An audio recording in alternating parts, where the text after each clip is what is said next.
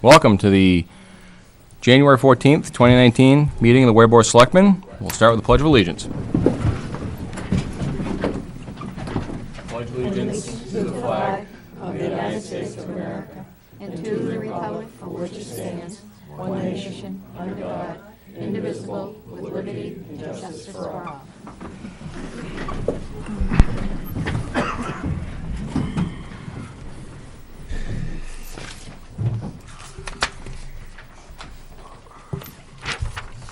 Public comment.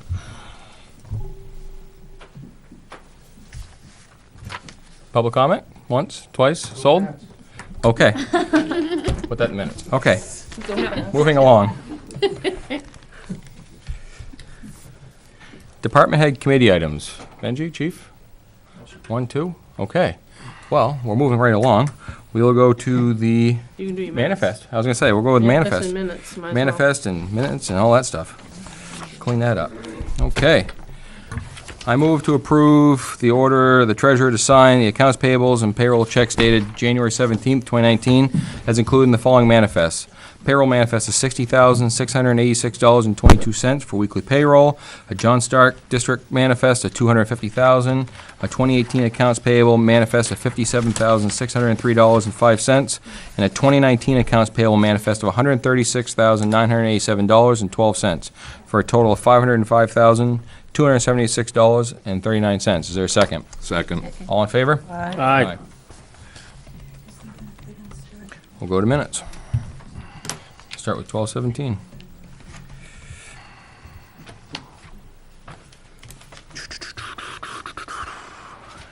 Yep, I'll get there someday. I gotta find it too.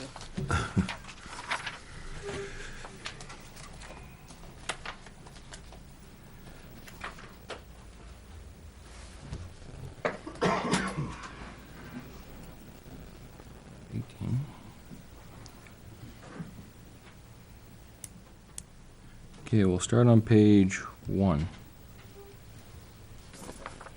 I didn't see anything. I read through it quickly. Anything on page 1? 2. Anything on page 2?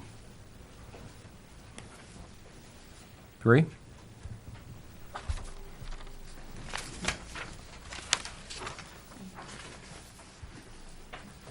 Page 4?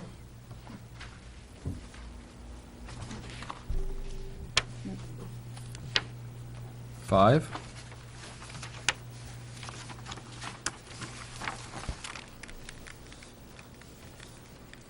6?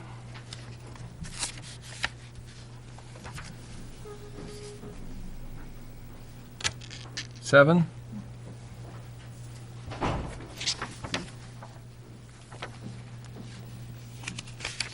And 8.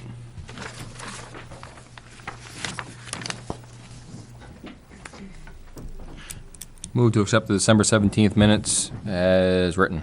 Second. All in favor? Aye. January 2nd.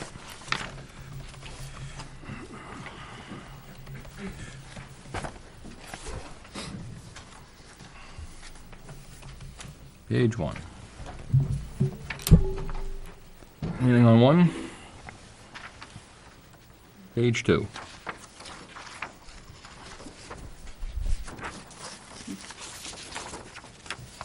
Anything on 2? 3. I don't think I put page numbers on it. Anything on 3? 4.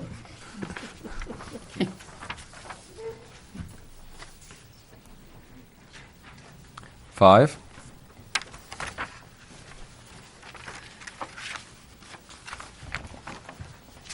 6.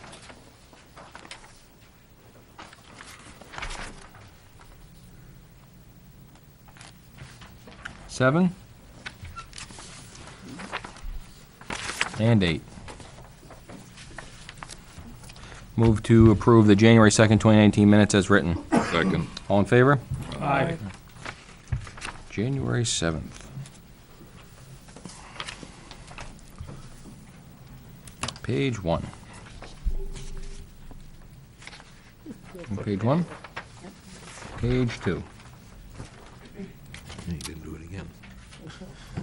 And 2.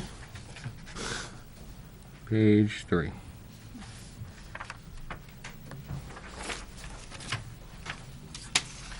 4. Move to approve the January 7th, 2019 minutes as written. Second. All in favor? Aye. Aye.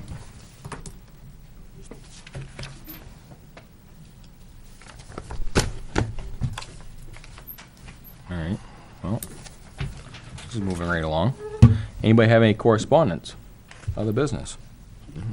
No? Okay, this is gonna lead into a little bit of a further discussion, but, after the, meeting with the Finance Committee, I had a follow-up email from one of its members, discussing, how to get better, I won't say better, but get more of the town informed of what is going on the warrant articles and the operating budget.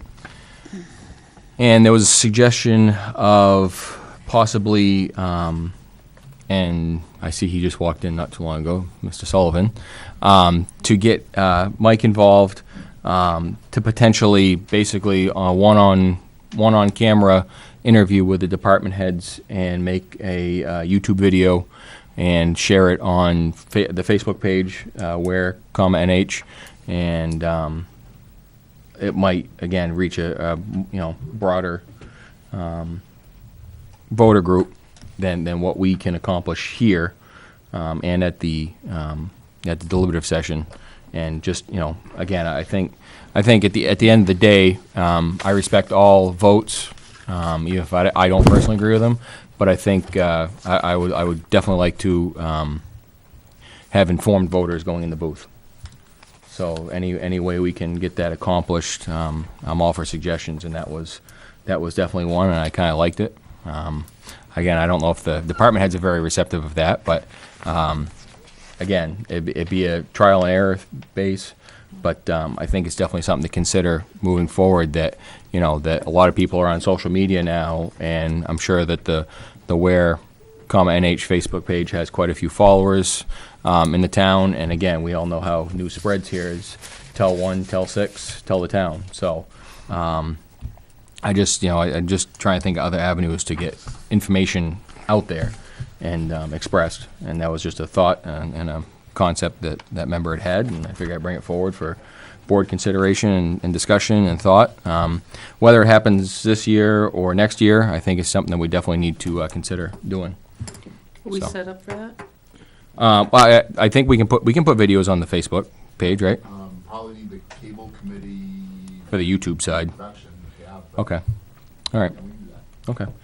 Just a thought. I mean, it's a good I think it's obviously it's a concept, and we'd have to get every participant that would be involved to be on board with it. And I know it's going to be a little bit of time out of everybody's schedule, but again, I think that the more informed voters are when they walk in the booth, the more educated decisions they make, whichever way it goes. So, just wanted to bring that up and start the heads thinking on that. So, that's all. I get mixed emotions about that. Okay. Well, the only reason is I don't do social media, but there's a lot of not so true stuff on social media either. Right. You know what I mean? You have to weigh that for yourself. But Right. Well, and, I think it's an avenue. I'm just not a big social media person. So. right. And the other thing I thought too, right out of the gate is, you say fire chief or police chief, people might not even know who they are in this town, so they may be able to put a face with a name. Even DPW director or whoever, they may just not know who that person is. Everybody knows, Ben. Yeah, I just Well. wonder too sometimes where the meetings are being rebroadcast on YouTube. Right. Is sometimes there's a good discussion there, a basis that something could get overlooked on a one-on-one. Right. They're always rebroadcast. They've been working on putting them right back out there in a short amount of time. Right. No, the cable Yeah. committee does a Yeah. outstanding job. Do not discredit them at all. I just again, one more avenue to spread the information. That's all. Yeah. So. Give it some thought if you guys want to do that. Well, what's the board think? I mean, I think it's worth good to get the exploring the information option. out. Yeah. I think it's worth exploring the option. So, What night are we doing that? oh, I'm not, I don't know. If you want me to babble up there, I don't care, it's fine. Now, are you be looking to the board to do it, or individual No, department heads. departments? Individual department heads. So, Yeah, so they'd have to arrange that with the cable and with Mike. Yep. Actually, more with the cable, right, Mike? Or were you gonna, like, moderate the questions? Is that what you're thinking? either or. Thought that was the suggestion. No, I just said, would Mike moderate the questions, or? would Yeah, it be- if you're willing to entertain that, Sure. yeah. Yeah, like I said, I think it's a good idea at least to try. I think, again, to get if it doesn't happen this year, get thinking about it for years to come. Yeah, because we only got a few weeks left. Exactly. So it might be a little too late A lot of this year, but I'm thinking, at least next year we may be able to further plan that, and especially right around this time, have that out there. As we're getting closer and closer to the March warrant. So.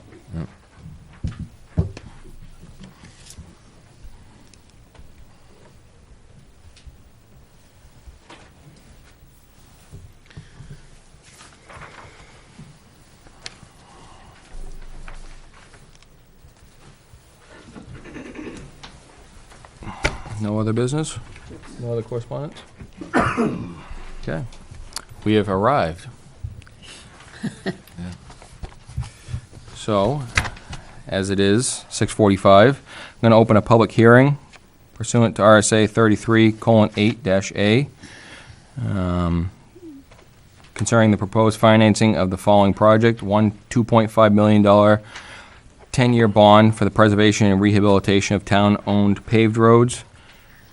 The board shall determine the form of the warrant article for the proposed bonding based on testimony received at the public hearing.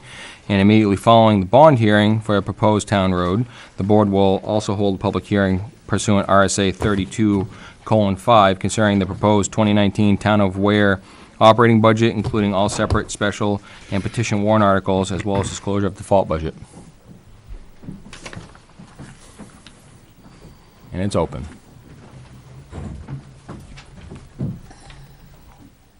For just the bond right now. For just the bond. We're going to discuss the bond first, then we'll talk about the warrant and the operating budget after that. Why isn't Jack Dave in here? I don't know. Any discussion on the bond? On the bond? Okay. Well, my only question is, how do I know what the bond is to discuss?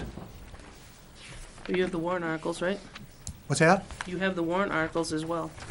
We handed out the warrant. Right, I have. It's on the warrant It's article. on the warrant. The question that's gonna be on the Oh. ballot at this time Right, I understand is that. the Article 3. Right, it's the repair and et cetera, Yeah, et cetera. it's on the warrant, yeah, it's Article 3, but it's over $100,000, so we have to have a warrant. I understand that. Okay. But a lot of times, people are made aware, exactly what is the money gonna do. I understand replace, all that kind of stuff, but, there's got to be more to it than that. What's the plan? Okay. Yes? Recognize Director Knapp.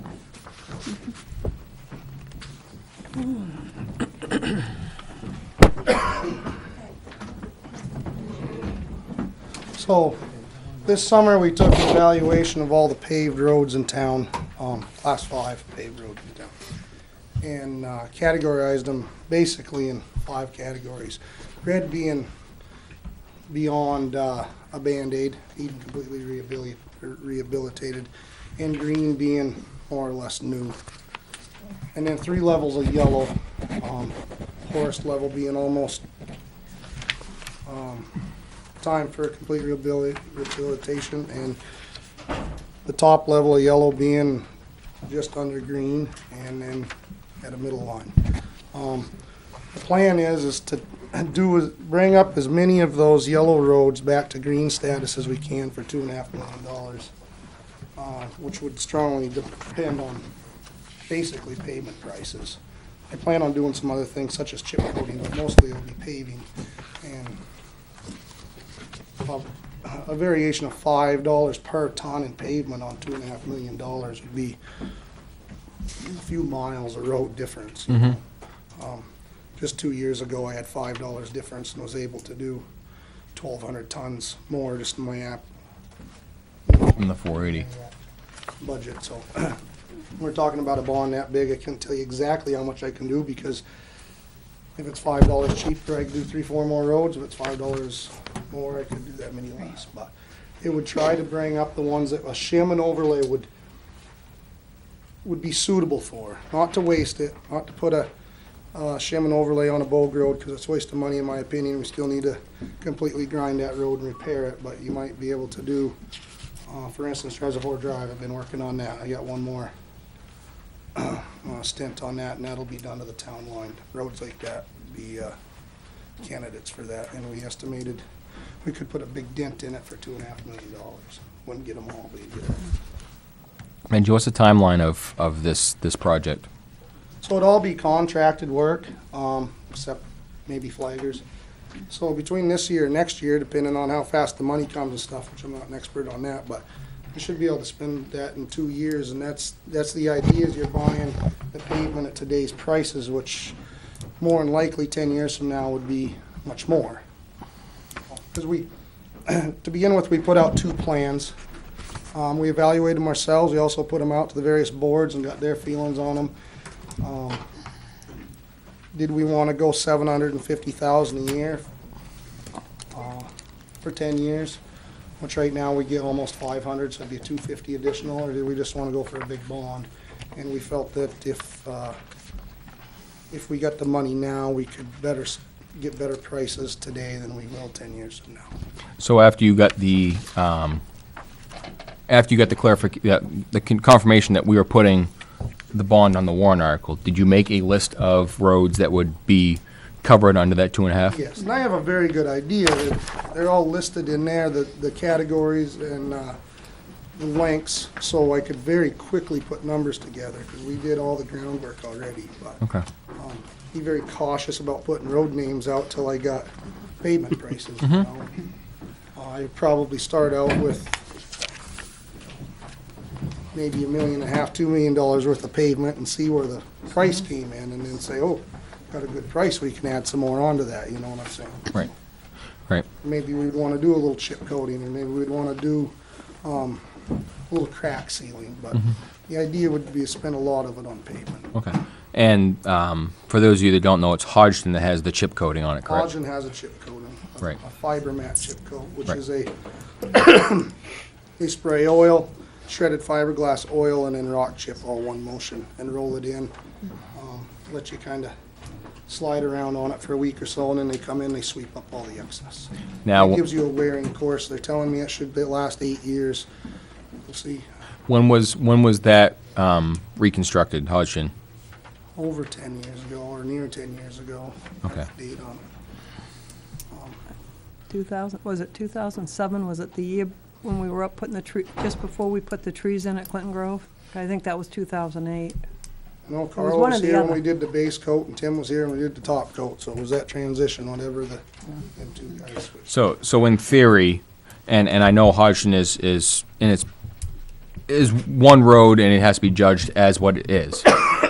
But theoretically, we're almost getting 20 years out of that road of good service with only one. Without reclaiming it. Correct. Okay. It's kind of the thing this town and every town does, right? Is we only get enough money to just do the worst of the worst, so we put $250,000, $225,000 per mile into a paved road, and we forget about it until it's time to put $225,000 into it again, time to regrind it, and it's just a shame not to try to start with a preservation program. No, I can't do them all, but I want to try. Do it at Wasn't every it- place else in the country, and it works very well. Wasn't it like 52,000 to do that one? Yeah, it was Yes. 50,000, 52 I 50. think was the bid, and I think the price came in right at 50 for Hodgson, and that was an expensive chip coat, so it wasn't too bad of money in my Right. opinion. Yeah, because that fiber mat was additional. That's right. Okay. All right. Now, if we get the price, obviously, you stated at the finance committee, the more tonnage you buy, the better price you get. That's right. If we were to be roughly at the number that we got last year for 2018's work, do you have any estimation of how many miles we could shim overlay? I don't have an exact number on my head. Okay, okay. I didn't figure as much, but I figured I'd ask because you might have had it. I spent 500,000 last year, and we did,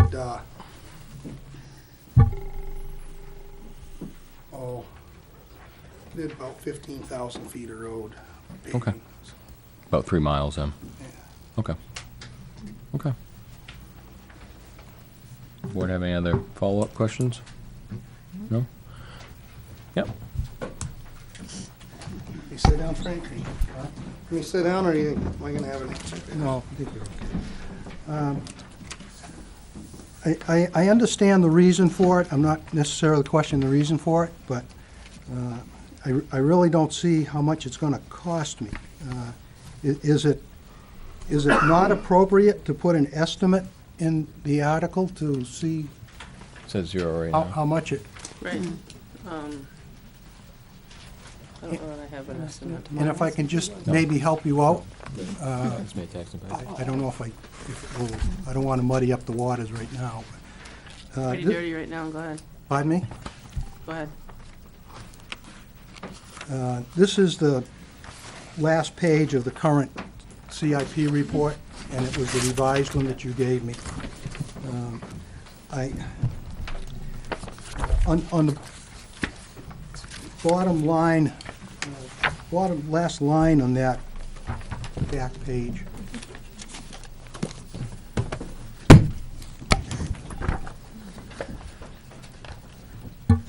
Okay.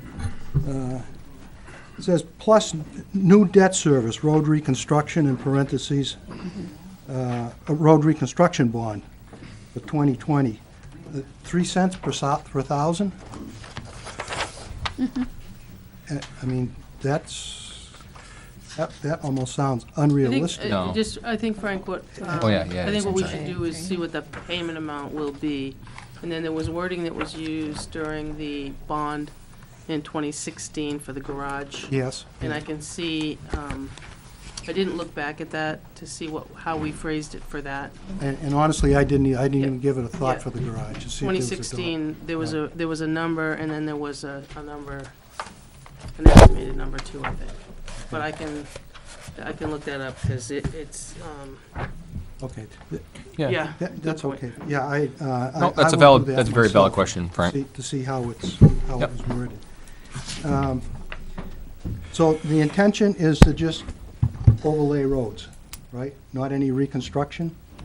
Right, In this- our 480 will continue to be the reconstruction every year. Okay. Well, my concern, again, I'm not arguing the need, but my concern is, we've got a very new bond for the highway garage at 10 years. We've got this here for 10 years. Almost might make me think that the money's gonna run out. I didn't bring the rest of the report up. I think it was 225 a mile, 225 a mile. I think. Total reconstruction. Oh, that Yeah. was a reconstruction? Yeah. Okay. So now we're starting out another bond.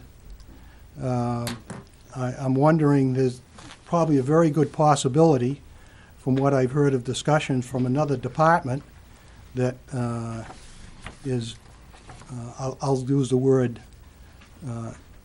the building is ill-equipped to do what they need to do in that department.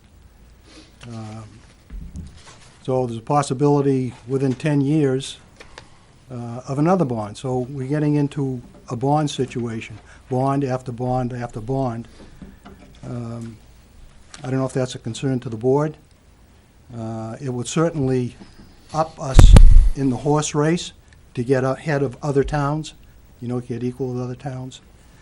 So that's my biggest concern, is we're gonna be piling on bonds. We've had quite a bit of that, with the schools, and we're still doing a school bond. I think that's a 15-year bond for the place across the street. I don't know how many years it's in. So, you know, it's not just the town that I have to think about, you know, when I get my tax check. I wish it was a check. My Tax bill. Yeah. And that's it. Hey, Frank. Well, actually, one other thing, unless there's somebody else. I know you did the chip coat, you tried it out, and as I drive, you know, some of the poorer roads around Quaker Street, well, not my road necessarily, but the lower part of Thorndike Street from the intersection down to Reservoir Drive. I mean, that road is nothing but washboard.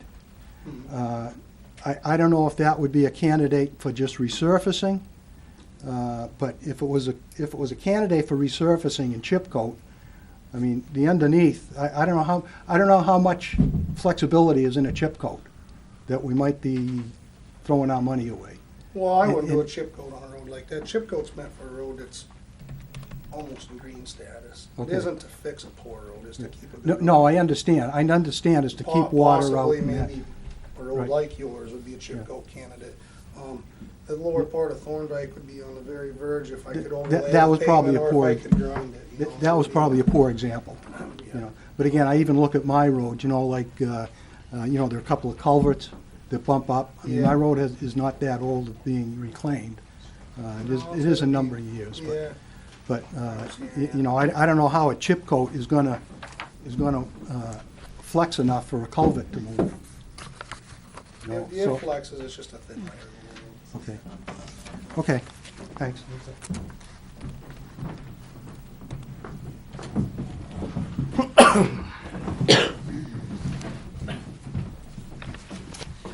Hello, I'm Clarence Gardner from John Connor Road. I'm quite new in town, so I'm wondering, is borrowing money for roads, is that something the town does every now and then, or is this a new deal? This is something new to us. What the past practice has been is well, see if I can find the warrant article. It would be in comparison to 19 and 20. 19 and 20 in the warrant articles. We've raised 480,000 approximately by taxation. Let me take that back. It's partially funded by the state. The state has a highway block grant that they, per your capita and road miles and et cetera, they have a formula and they'll give you X amount of dollars. This year is probably, what, 284? 284,000 from the highway block grant from the state. And then the rest to bring up to the 480 has been used by taxation. And then what that does is exact what it says, road reconstruction.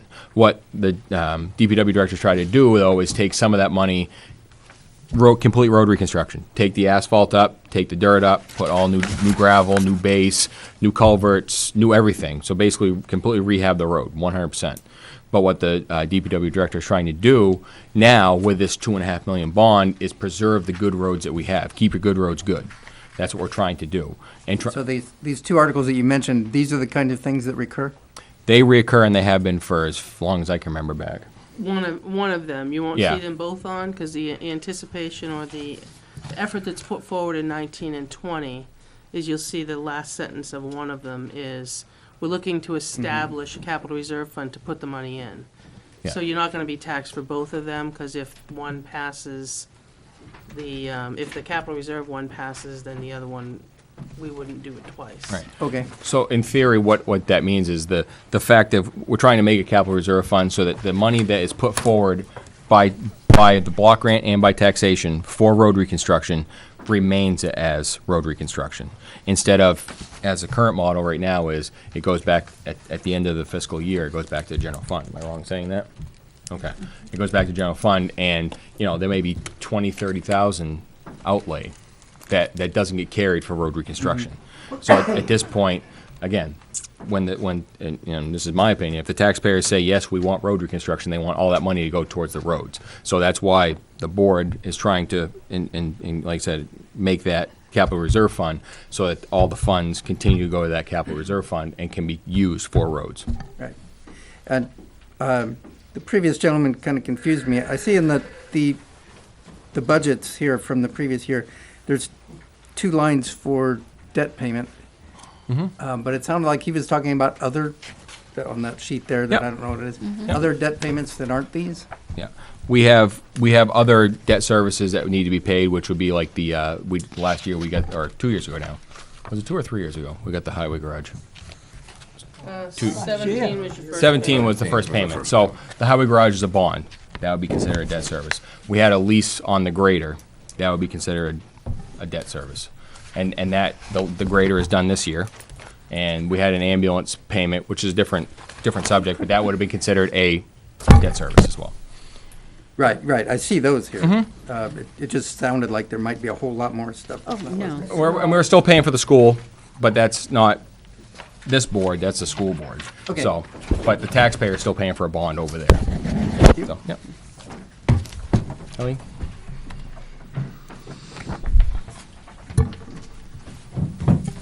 Hi, Lean Kirk. I think we need to take care of our infrastructure. Now let me ask my question. It says here there's no tax impact this year. Do you have a breakdown for what the tax impact will be in 2020 and going I forward? believe we are going to work on that. I believe that was kind of the convolute of Frank's question. I'm sorry. And we don't have that. Yeah, I'm gonna look back at 16 as to what we put on the warrant for the bond Right. for the DPW garage. To see what, I don't know if there was an estimated payment there or not, when we put that out. So it would be, the estimated tax and payment would be written similar, and it would be based on whatever the payment amount would be. So you anticipate that you will get the same, We're anticipating on borrowing this year, but It's- I don't think you're ever gonna find 1.85 like we did on the DPW garage. no, No. it would be a little greater then. I did check, It's almost twice as much borrowing. Jan? New Hampshire Municipal Bond Bank, as it was in June, they went out for a sale. For a 10-year bond was 2.57. And I have a call in to TD. I didn't get the answer back in time for the meeting tonight, so. But I will have some bond calculations and information for everybody so that they'll be able to see that. At the next board meeting? Yes, Okay. yep. And the other thing is, I guess, Benji, so we put this money out.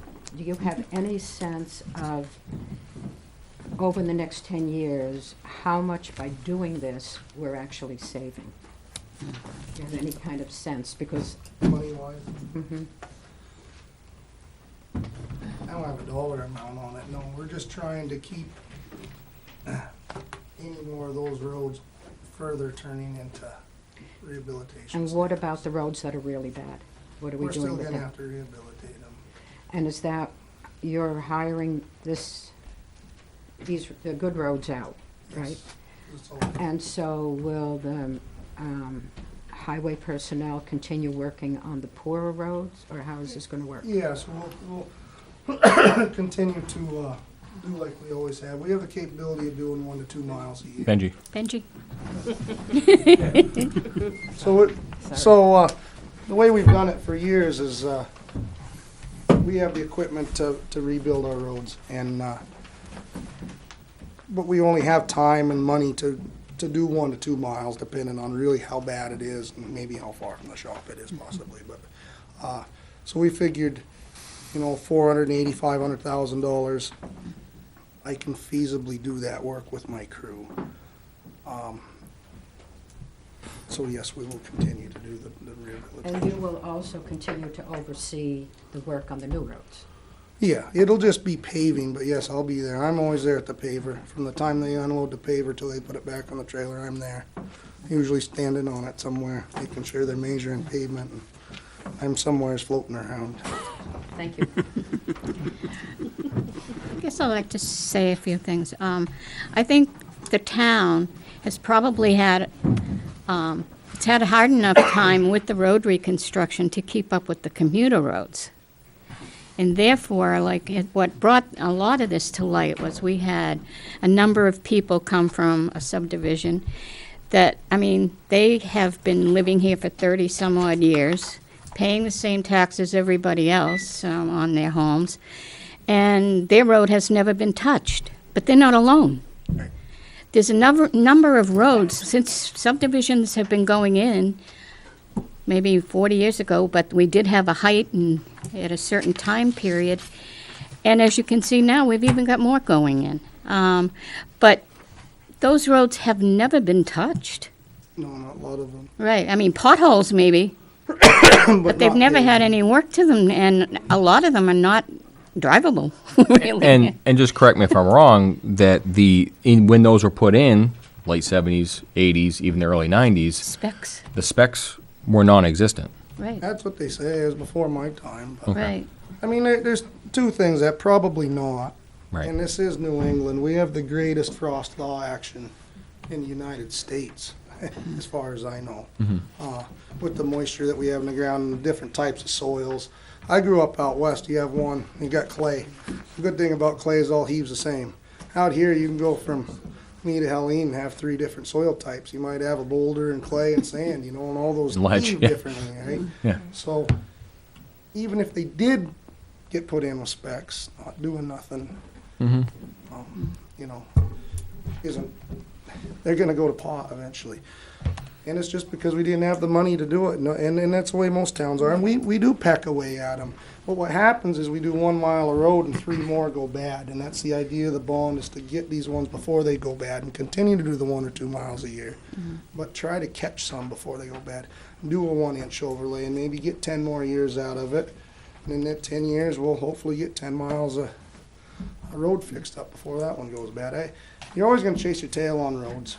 I don't know a town in New England that doesn't, but we're far behind, I think, the average community of our size and our commuter size. I mean, if you want to really know how busy it is out there, you can hop in a plow truck with me sometime at 5 in the morning and see just how much traffic it is. It isn't the little Weare it was in the 70s. There's almost 10,000 people here, and everybody work out of town.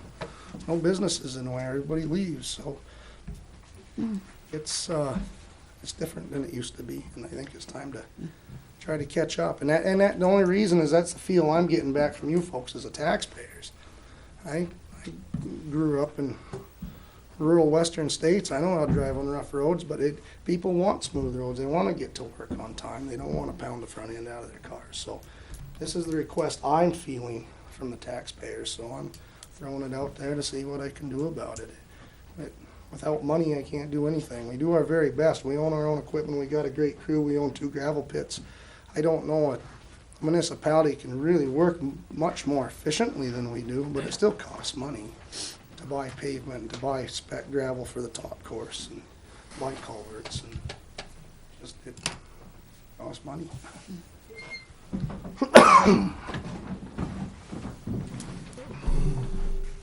Good evening. Might be a long night. If anybody wants to buy some snacks, I have some in the back corner, so.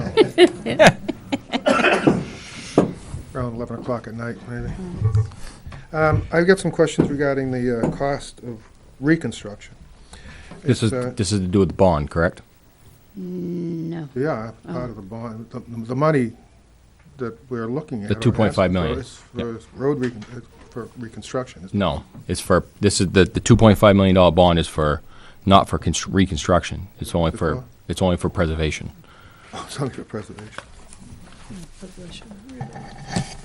Rehabilitation / preservation. So the reconstruction of roads is going to be done through what? The warrant articles. No. The 480. 480,000. Okay. Whoever put this presentation together, I don't know who did, but it's excellent. Jack Dearborn. Jack Dearborn put that together? And who's going to manage it? Naomi and Beth had a lot to help if they wanted to. Oh, that's good. And you're going to manage this Project. I guess, in a sense, right? All right. It seems to me that a lot of the problems here are reconstruction, of not so much resurfacing. I understand that's more of a maintenance and preserving roads that are in good shape. I guess it's not related to the bond, but maybe I'll talk about the warrant article itself, because at $225,000 a mile for reconstructing a road, that's a lot of money. I'm just concerned, where are we going to be, 5, 6, 7 years from now? We're gonna be coming back looking for more money? What, I mean, I know that the shim and overlay work, depending on how much shim there is, I guess, can be $100,000 per mile, or 75,000. You're gonna make that decision as you look at the roads? Yeah. Yes, Yeah. the higher traveled roads, I didn't bring my presentation, I guess, the higher traveled roads typically put a little more pavement on because more traffic. If we can get a subdivision that'll warrant a shim and overlay, perhaps a 1-inch, that's kind of the difference that you see in that. Okay. The reason that we're kind of, instead of asking for money, first of all, if we wanted to fix all the red roads to green, we'd have to have more money, first of all. But the cost per mile would probably be double. You know, because our fuel and labor come out of the operating budget, so if you had to hire a contractor, I'll get somebody like Audley in here that have road graders and have excavators like we do, you have to pay their labor too. So, we're trying to do as much as the road construction as we can because it's best bang for the buck, and hire the paving and stuff out that we don't have the equipment to do, nor do I ever want to do. We'll sub that out. So that was the idea. And trying to get these roads up to the green prevents them from going this way to the red while we work on that. It looks like you have about 40 miles of road that's been identified, either the yellow or green, that may be more for shim work and Yes. things like that, right? Yes. And that's, and it's it could be $100,000 per mile, right? A bad one of these. So the I'm just wondering how this works out over time. You're gonna get the $2.5 million in cash right up front, so where's that money gonna reside? Let's make a capital reserve fund for it, wouldn't we? It No, I would say it would be separate. was separate, but it wouldn't be in it's a separate fund, it'd be a separate fund. It would be in a separate fund. but not a Right. capital What's reserve. it called? How would it be a separate fund? The money we get, the $2.5 million. Yeah, it's just a separate savings account. It'll earn interest. Does it show up in the operating budget as an expense, or how does, No, it'd be tracked just differently. It's debt service. how would you, how is that available? I wouldn't, I mean, I think it's just like we track the DPW garage, we put in 1.36. And then as we paid out, we took from there and transferred into the general fund to pay the bills. But it would be tracked separately as to what we use. So it would be, you'd be able to see what, Sure. do you expect this to last 10 years? That Working you'd be on it. doing projects off of the 2.5 million over a 10-year period? Hopefully no more than 3. So it'd be all the work would be done in 3 years? Hopefully sooner, yeah. That was the idea, is to buy pavement or whatever materials at today's price, assuming that in 10 years from now, it'll be more money. Under the IRS code, he can't go beyond 3 years Oh, of really? holding on to that money. I think I can do it Extend it. in 2 easy enough, because this year in 6 days, we did 500,000 in paving, so. All right, thanks.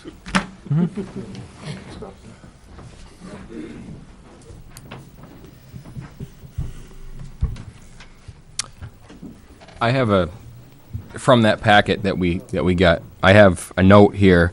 I've got the yellow 7s to 9 and the yellows 4 to 6 grouped together at 2.3 million. Is that a close estimate? Yeah, it's kind of where the number derived from, assuming a lot of the 1 to 3s are Yeah. gonna be red. Right, I'm gonna try to save some of them, Okay. you know. right. I assume, knowing that you can't grind them all before they're impassable. I'm looking at, it says the mileage at the top, and that's 31 miles of 77 total miles of paved road in this town, and it says that 2.3 would cover 31 miles, approximately 2.3. Probably a 1-inch overlay. Right. Yeah, I didn't bring my packet. Right. So, I mean, that's considerable amount of percentage of the town. Yeah. And 22 of the miles are already in green. So, Yeah, I've kind of took a step out and tried to do a little in the last 2 years, just out of the regular operating, or not operating budget, but road reconstruction line. Reservoir and River Road are 2 of those examples, and Hodgdon, so.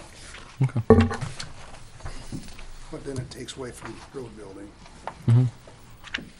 And I know I gave a speech and to the ones of you that heard it 100 times, apologize, but the ones that haven't, out of that 480, it isn't just going to rebuild the mile of road.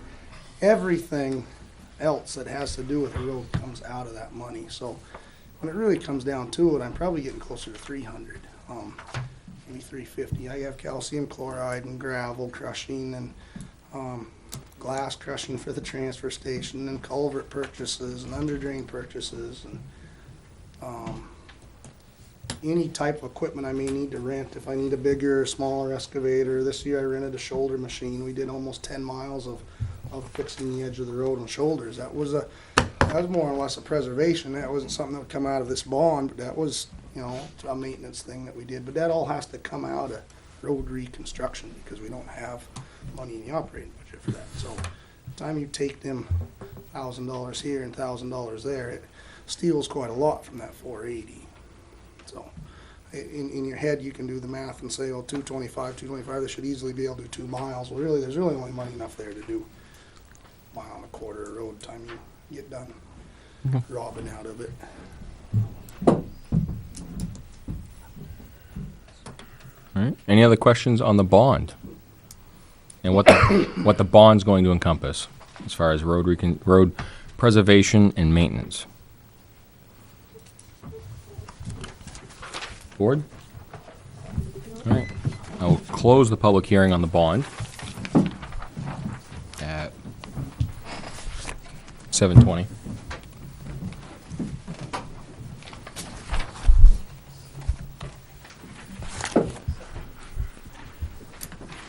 Will you reopen the rest? Yep. And now I'm gonna open the bond. Open the bond. Yes, we're gonna open that bond like that. Okay, we're gonna open the public hearing. That's the one I want. We're gonna open the public hearing for the operating budget, including the warrant articles and the default budget at 7:21. Start at number 4. Okay. All right. So again, we'll start with the warrant articles pamphlet you guys were all handed tonight. And we will go to Article number 4. Article number 3 was the bond. Article 1 is always your chosen representatives, and Article 2 will come from the planning board. So we'll go. There's one article. There's one article? from it, Okay. yeah. All right. So we'll go to Article 4, which is the operating budget. Which they should have gotten operating as well as the bond, well as the warrant articles.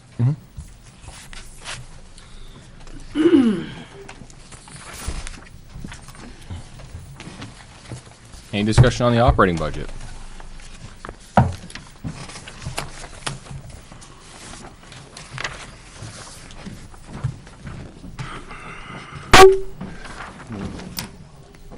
Well, first, the good news. In looking at the revenue projections, is a concern.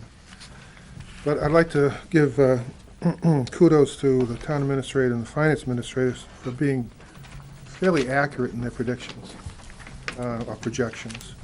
Last year, this time last year, there was a projection made as to what the revenue would be. And that projection was, I believe it was $3,283,909. And when the tax rate was set in October, the revenue number that was used then, which is a more accurate number, which is later in the year, and you know what the revenues are, was $3,301,000, only a difference of only $17,000. So the projections that are made now as to what the anticipated tax rate for 2018 were right on the money. You know, when you're talking $3 million, you're off by $17,000. It's literally nothing. But the concern is, looking at the operating budget, it states less anticipated revenue. The revenue, if they were accurate last year, I'm assuming they're going to be accurate this year. There's a $395,000 and change reduction in revenue projected. That's a 12% reduction. That's significant. And it's scary, given the size of the warrant and the cost in the warrant. So it should be of concern to a lot of people. That's a big number, 45 cents approximately, based on the current net assessed valuation. And I don't hear the board discussing it, haven't heard the board discuss it, and nor has it been, I believe, considered as part of the overall tax impact to the town. So it's a big chunk of change we're losing.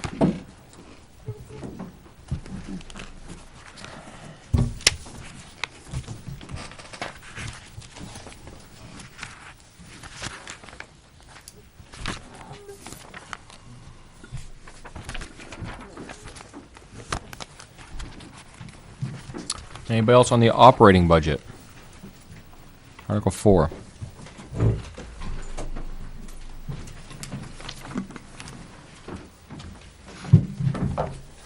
Neil Kirk, Mount Dearborn Road.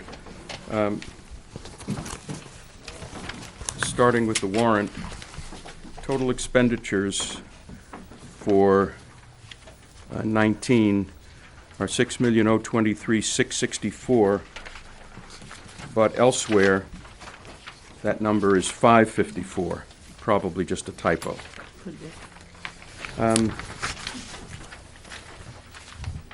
With respect to the budget itself, I'm using what you passed out tonight, dated 1/14, approved and expensed 2019 proposed and default.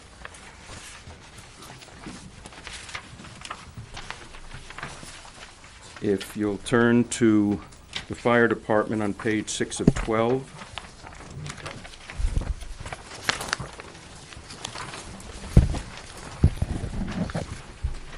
The first line, this is line 288, the first column on the far left. Fire chief's salary. A substantial raise is being given here. I'd like to suggest that rather than do this in the budget, it should be done by a separate warrant article. Line 293, fire wages, part-time EMT firefighters.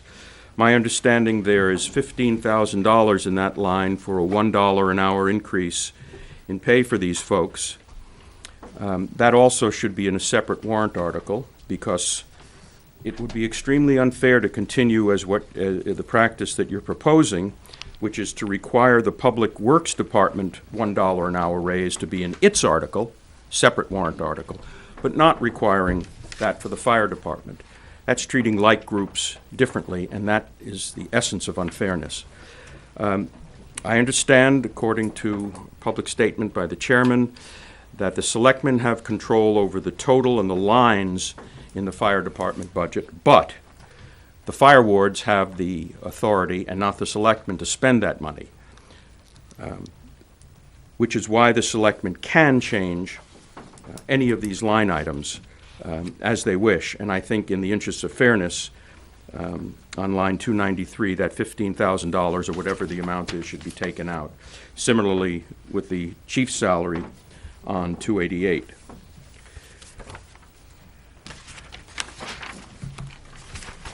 With respect to the police department, this is page 5 of 12.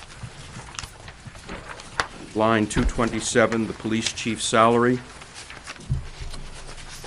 Since the police chief will be leaving on April 11th, and since it would be almost impossible to hire a new chief immediately, the $91,800 that you have in the proposed budget should be substantially reduced. No point in raising money from the taxpayers to make this payment when in fact you just cannot spend the money in the time that's available. I assume there's going to be a reasonable time for a search, and we'll be looking for the best person. You can decide whether it's going to be a full-time or a part-time person, and we can have that discussion later. But this line is higher than it needs to be.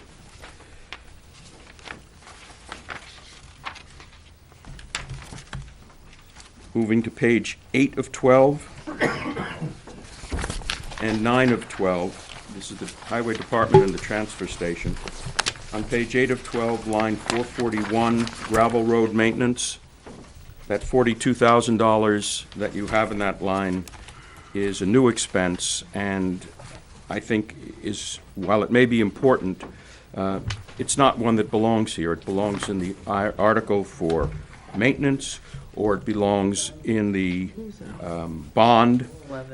411. I'm on page 411. 411, not 42, 441. I'm sorry, 411, $42,000.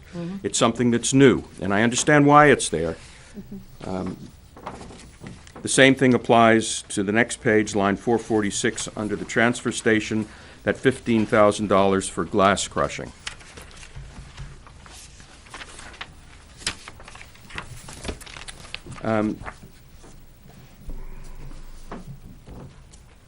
You also might want to consider which articles in this warrant you wish to recommend, as opposed to simply having them in the article.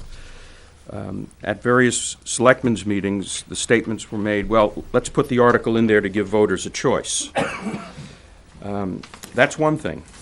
But by putting the article in there and recommending it by the selectmen, you will, if all of your recommendations are followed, cause the town budget to go up by more than 20%. The proposed budget plus all of the warrant articles, it's an over 20% increase. The schools are nowhere near that, and so I think you really need to decide what's important to you folks and recommend that, and not recommend the other articles. A 20% increase is outrageous. I appreciate the idea of providing choices. Either leave them blank if you can do that legally, or if you can't. You'll notice, the board will notice as well, DRA does not allow you to leave them without a recommendation on some of them. And- So what I did is took the recommendation from them that needed a recommendation, which is not all of them. You'll see the ones that have the capital items and things like that. The operating budget, the bond, they have to have the recommendations. On those where a recommendation is required, the board needs to exercise some judgment and balance the desirability of those articles against the affordability of those articles by taxpayers. That's not just the Finance Committee's responsibility, that's the board's responsibility too. Thank you.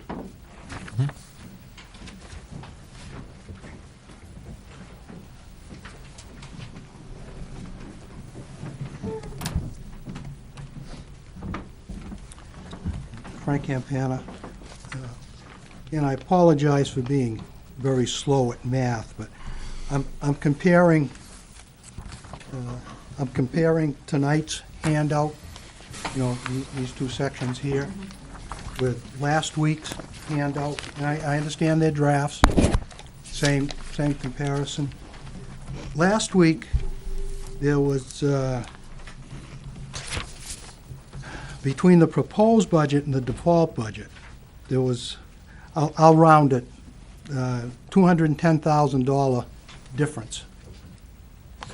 The default being less. This week, there's $172,000 difference, which is bringing those together, between the proposed and the default being less, again. So there's, between last week and tonight, there's a difference of about $38,000 in the, well, I don't know, maybe it's inappropriate to talk about the default budget now. I don't know why it should be. We're talking about the, Okay. The whole thing. yeah. Okay, so there's about $38,000 difference between last week's default budget and this week's default budget. And the best that I can do quickly is go through each of the lines on the A through whatever it is, double K.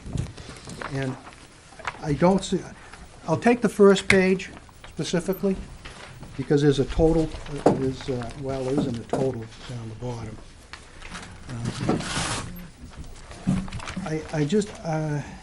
Well, let me do that, the police department, okay? Last week, the default budget was 1,529,000, almost 1,530,000. Last week, it was 1,524,000. So it was only about $5,000 difference in that between last week and this week. This week's default being a little bit higher. I'm having a hard time, and I truly hope my math is correct. I'm having a hard time in comparing these lines between last week and this week, coming up with $38,000 difference in the default budget. I don't see it. There's one in here on the back, the second page, the library. I'm not picking on the library. Last week, the default was 211,000, almost 209, almost 212. This week, it is about 212. So there's only about $1,000 difference there.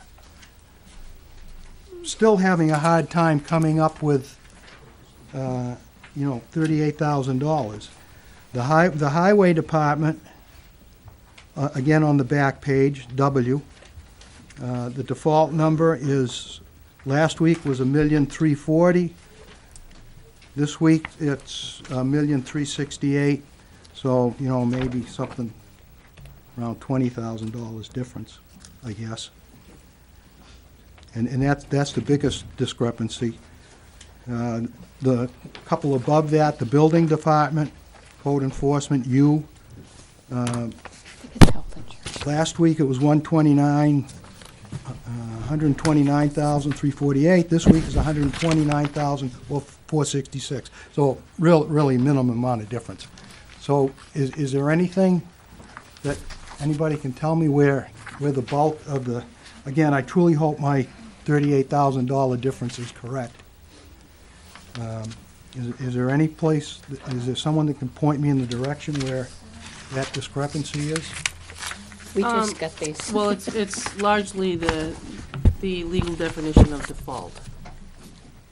So when we presented it to the board way back in the beginning, and it has carried through, now when you go to put it through the DRA, there's a lot of questions asked, because the statutory definition of default is the amount of the same appropriations as contained in the operating budget authorized for the previous year, reduced and increased as the case may be by debt service contracts and other obligations previously incurred or mandated by law, and reduced by one-time expenditures contained in the operating budget. One-time expenditures or appropriations not likely to occur in a succeeding budget. Okay, So if you go yes. back through and try to put everything into DRA, it did not match, the default didn't match last year's appropriation.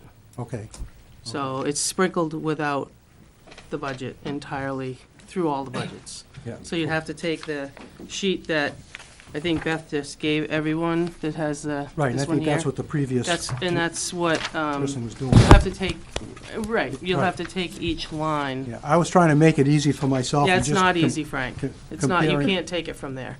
You'd have to see for yourself, because it encompasses a lot of lines. Okay. Well, let me pose this to you, and it's nothing new to some of you. The insurance line on the front page, on page 2, third from the bottom. As was pointed out, there's a total, both last week's and this week's agree, both in proposed and default. The default number in that insurance line is 568,000 plus 809, and those numbers match up. Now, there was a decrease, that's the health insurance, correct? That line item right there Yeah, I is think it's- property liability, Oh, that's, oh, those unemployment, insurances, workers' comp, okay. and deductibles. Okay. So, I guess my point still being,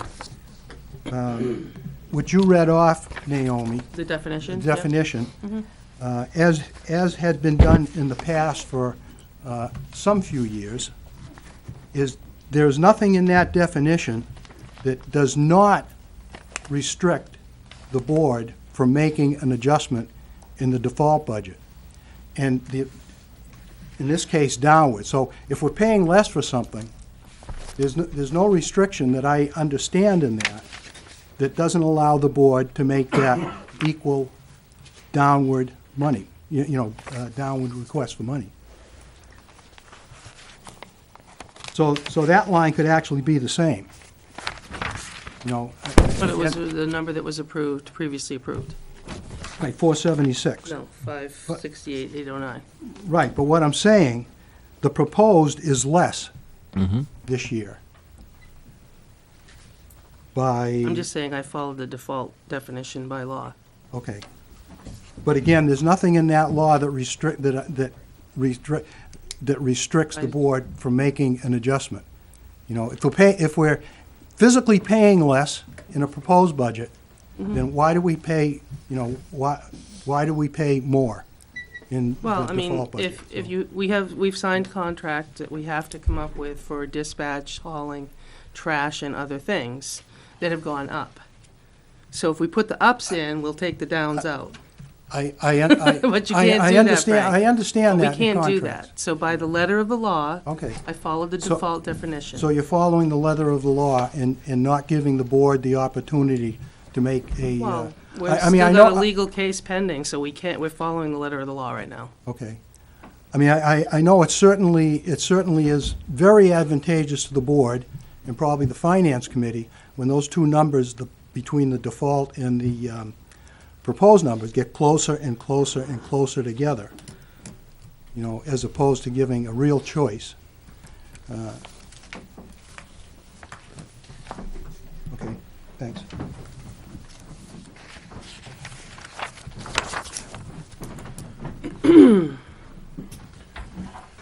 Continue along the same line.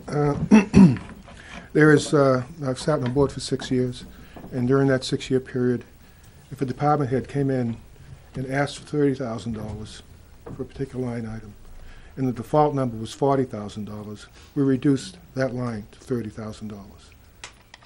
There's no law that says you can't do that.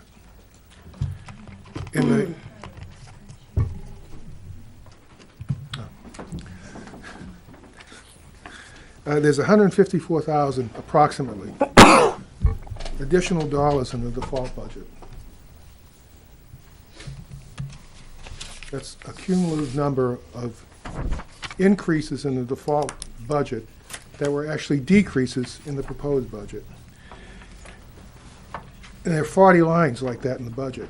40 lines where the default number is higher than the department head proposed number. And I'll just give you one example on page 8 of the budget that was handed out tonight. Line number 381, highway health insurance. The default number is $210,047. The department proposed number for that same item is $182,299. A significant difference. And I would hope that if I came to you and requested $30,000 for a piece of equipment, and you found out the cost of that equipment was $10,000, and I said, well, last year was $30,000, so I'm going to request $30,000, even though it only cost $10,000, you wouldn't accept that. I can't imagine anyone sitting on that board would accept that. But you're making us accept it. And we can't change the default budget. Only you can. And I think you should. I mean, how can you justify it? Seriously, how can you justify a $30,000 increase in the default budget over the proposed number? About $154,000 total.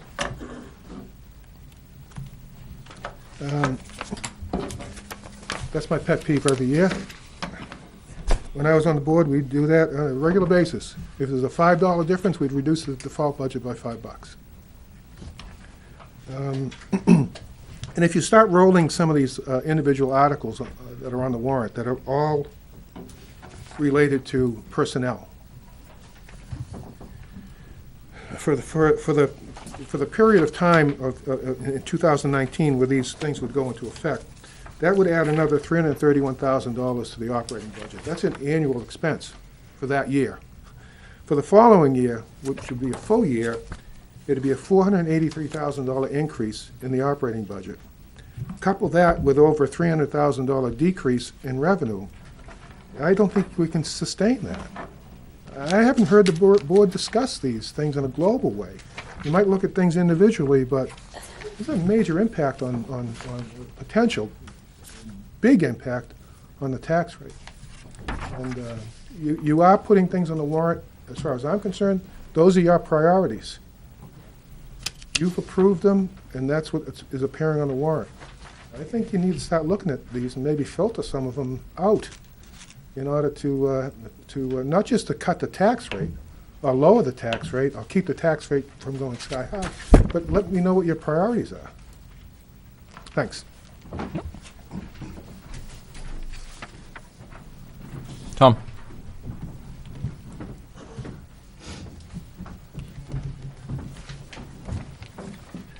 First, I have a question, Tom Clough. Concerning the police department, did you include an extra amount in the budget for New Hampshire retirement system? I couldn't see a line there under chief salary. I don't know if that's included in the full-time officers, but, you know, the issue was brought up whether you would be hiring a part-time or a full-time, but you really don't have a choice. If Chief Kelly leaves, he's grandfathered in at 32 hours a week, but any new hire, my understanding is, because of change in the rules, would have to be like, 24, 25 hours a week, so it would be impossible to hire a part-time chief. So you'd have to go full-time, which means you've got about 30% of the salary above and beyond what's listed there, which would be the contribution to the New Hampshire retirement system. I was wondering if that's included in there. I couldn't see it. We're talking about the accruals? I believe it's in there, but hang on. I couldn't see it as a separate line. And, The accruals is what he's, Get paid when he leaves. when he leaves, right, right, vacation time, et cetera. No. Would be included with the retirement for full-time officers, yeah. It's inclusive in that number, on 239 on page 5 of 12. It's inclusive, that is in there as well. That's why the proposed is higher. Okay. That was just a concern to make sure that it was in there, because it is something that will be important. The other comments I have, the line in the budget for the highway department that concerns the maintenance on gravel roads. Just in the past, the previous DPW director also encouraged the board to put a line in there for regular maintenance. And so whether this is the amount to start with or not is up to the board and the DPW director, but I think it is appropriate to put a line in there because it is a maintenance item, not a resurfacing or road reconstruction item. And the same thing, we've always been plagued with that same issue of the grinding of the glass in the transfer station. And so again, I think that establishing a line in the budget, because it is an operating expense, makes sense.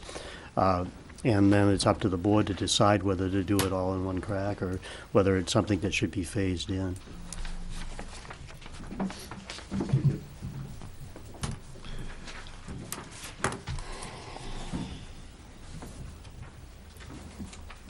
Anybody else on the operating budget? Article number 4.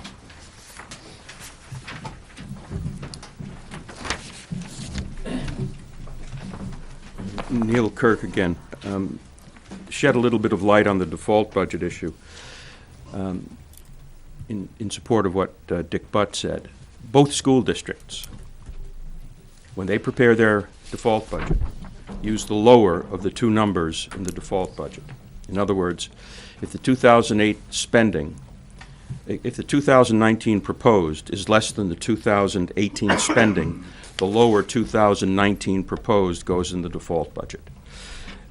There's almost $100,000 of insurance reductions that, under the way the board is proposing to do the default budget, is not going, the benefit of those reductions doesn't redound to property taxpayers. It stays in the government for more spending when you don't have that. It seems to me that if you're concerned about the large increase that you're proposing, one of the ways to reduce that, if there is a default budget, is to be, I think, fairer in the way you do the default budget. Give us the lower of the two items. What you've done is perfectly legal. There's no question about that, but it's very unfair. Thank you.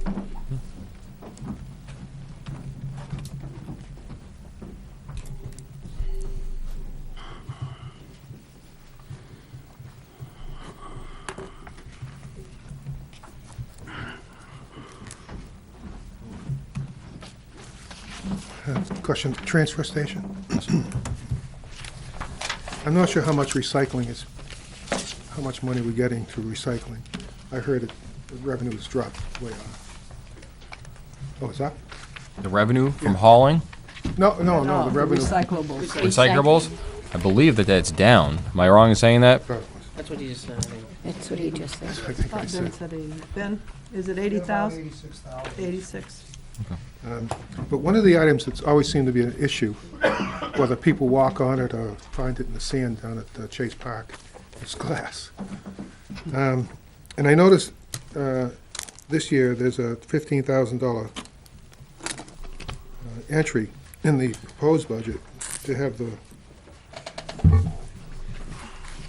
I'm assuming that's to crush the glass.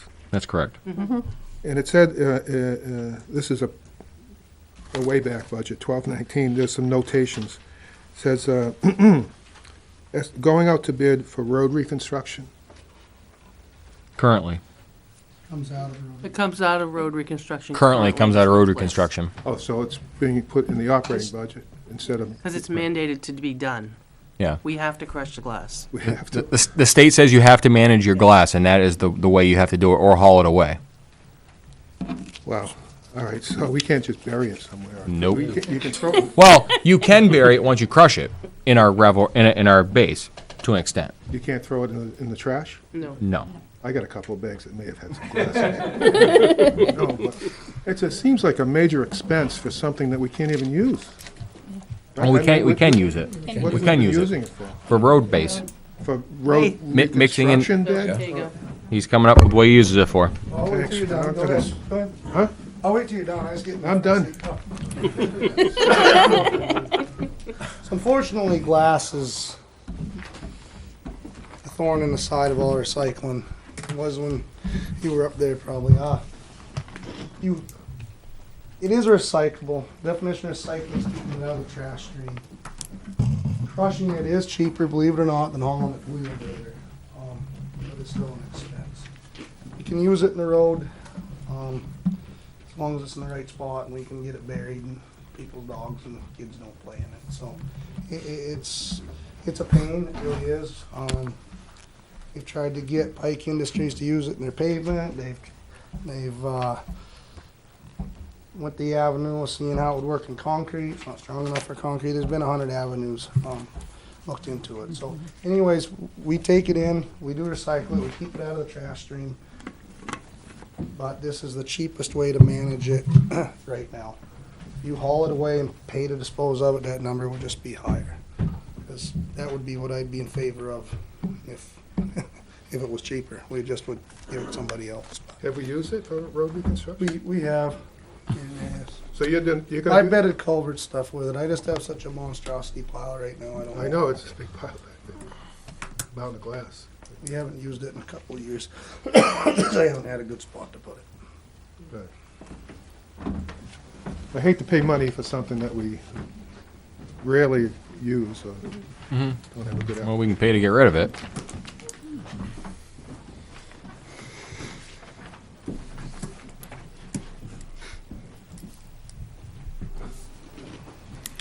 Anything else on the operating budget? Article 4. Okay, we'll go on to Article number 5 then. And just that was a typo. This document's done in Word, so there is no adding, but I see Beth's number on the back. It should be 554, not 654. Okay. So I'll fix that.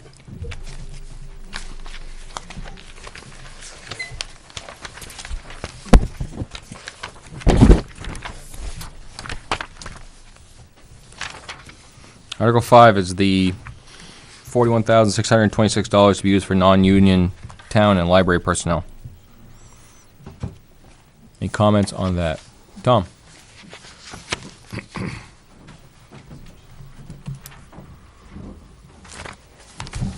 I'm sort of speaking to the two articles together, if you don't mind. The next one deals with the highway raises, which I 100% support. Okay.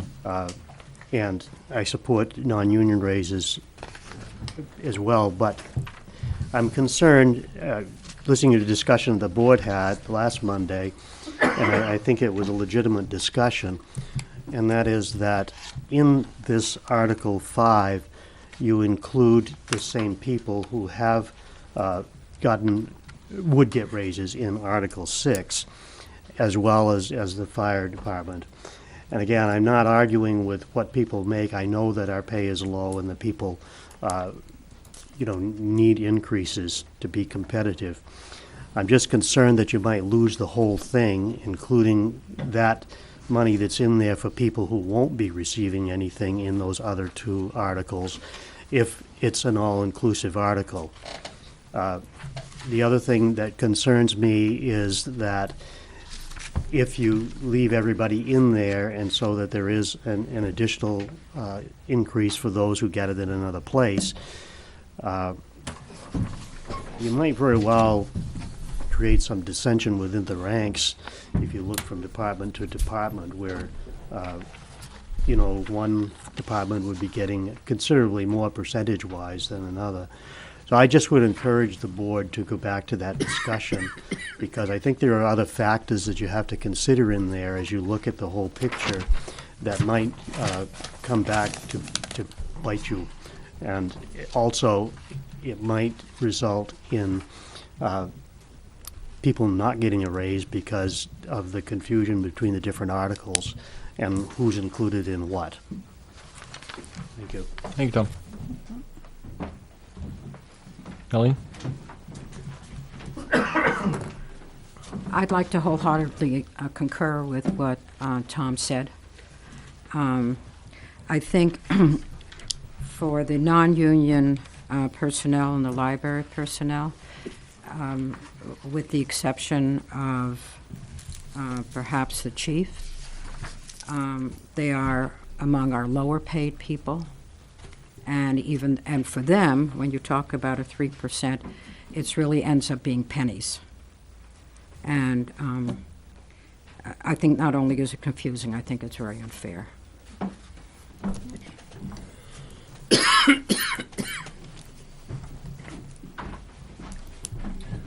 I agree with Colleen and indirectly agree with Tom, I guess. Doesn't happen that often. But I feel for the same reasons. I mean, we're giving a $1 an hour increase to the highway department. I guess it's based on competitive wages. But we also gave a $1 an hour increase to the fire department, I believe. So let's not lose sight of the groups. I mean, like was said earlier, we kind of all work for, you can't treat departments differently. We all work for the same town.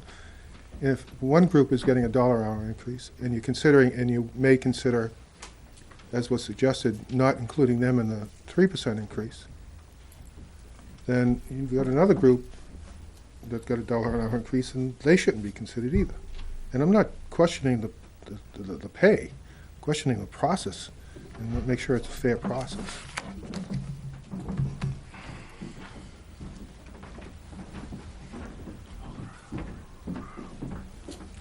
Chris Haig. We used to have a benefit review committee, and in 2000, 2001, the library pay was ridiculously low to the point where hiring was almost impossible. That's how I got the job. No one else wanted it. But the trustees at that time looked at this, and they went through the local government center and did a wage survey, which they would then do, and called it an adjustment. It was just an upward shift. And we did not get raises. Nobody did that year. But it was an adjustment to get us onto a different metric than what we had had before. And I think that word is how they phrased it, to let people know it wasn't a raise. It was just to try to get them into the ballpark. That's okay for everybody.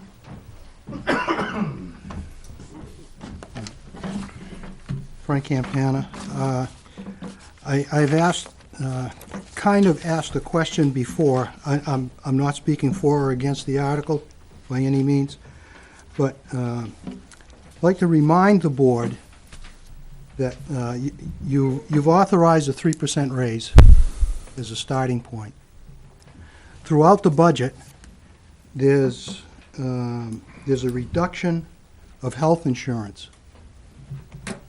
All right, for the town. Likewise, there's a reduction in the 10% of the health insurance that the employees pay for.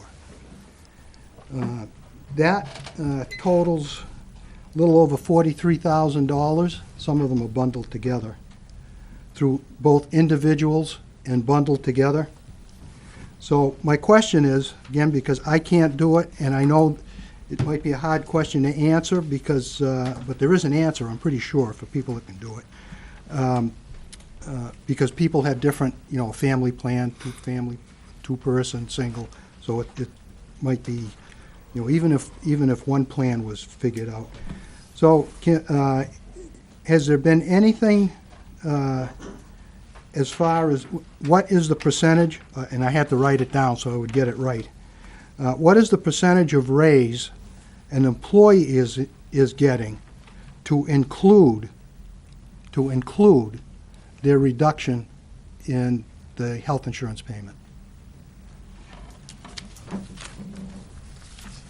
And I wouldn't expect, I don't think I would expect to have that answer tonight, so that's perfectly fine, but they are getting some percentage.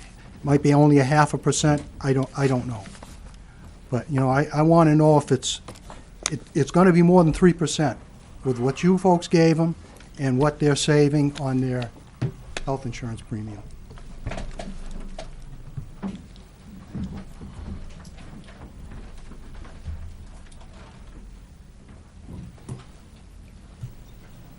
Anybody else for Article 5? Non-union wages? Can I just ask you? Yep. You have the authority to change these still, right? Mm-hmm.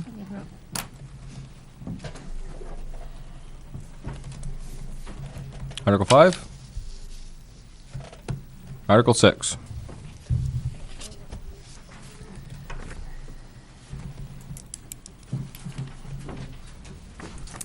I just want to state again that I think that the fire department got a $1 raise without going to warrant article. I think this is not necessary. It's not equitable, not fair.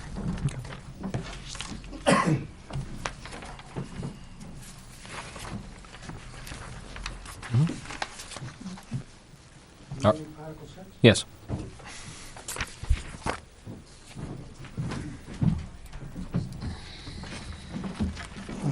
What seems to be missing, and you mentioned it last week, Rick, this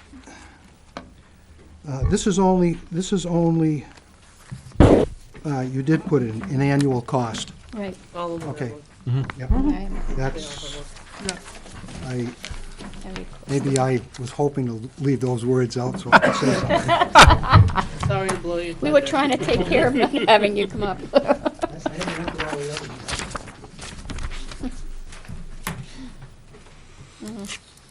Article 6?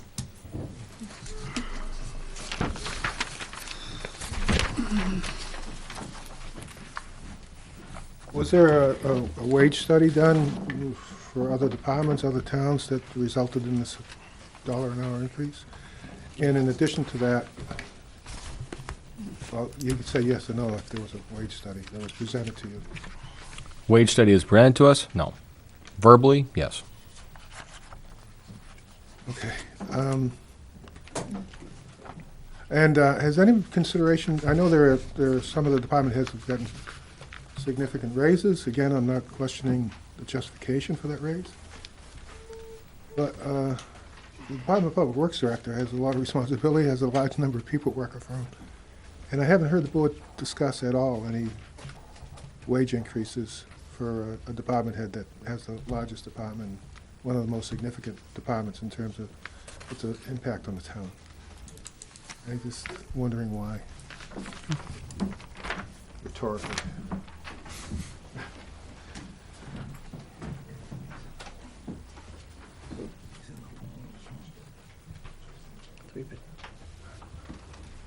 Tom? Just very briefly, I just want to make sure that you understand that I do support this.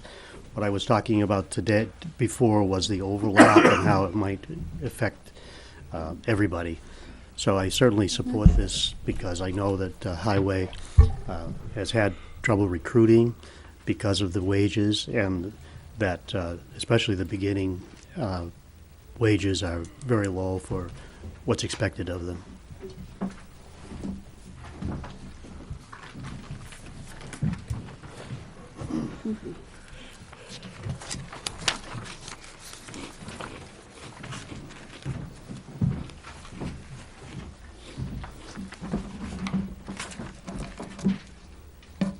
So just to be clear as to Public Works Director, why I asked for my guys to all get $1 an hour increase is because it's very hard to hire somebody and it's very hard to keep the guys that I got. And a few different times throughout this year when I've been in the hiring process, I've brought the select board wages in neighboring towns. And I think that's kind of what you got to compare to, because the average person wants to stay in their home and commute somewhere reasonable. So from what I could find, we're the lowest around. Sure, you could argue all day and all night about who's got better benefits, what have you. But fact of the matter is everybody pays more than we do, and I think we got some quality employees, and I'm just trying to keep them. I've been here since 2001, I guess, somewhere in that neighborhood. There was 6 years the highway department went without any raises at all, without the 3%.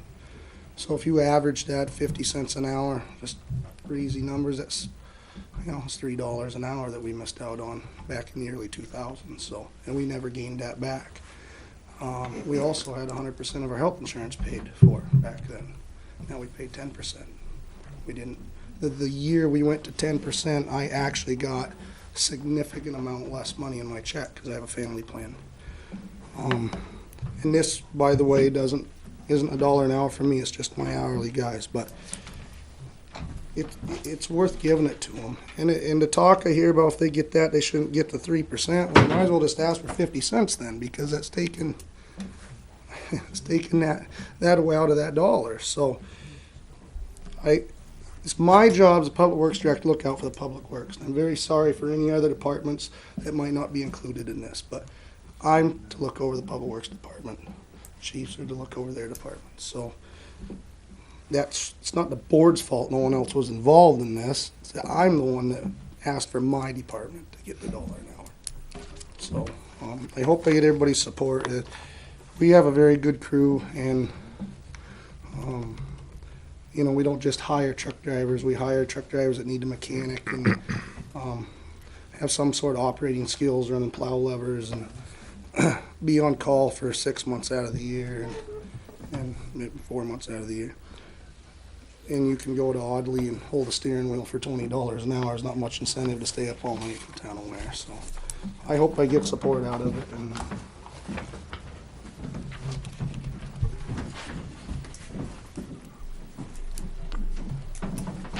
If the fire department had $1 raise in the budget, how come the highway didn't get that within the budget? It's already been done. Mhm. It was already done. They did We it in hadn't- September. Yeah. Board of Fire was voted on it. Board of Fire Wards voted on it, it was done through payroll. Right.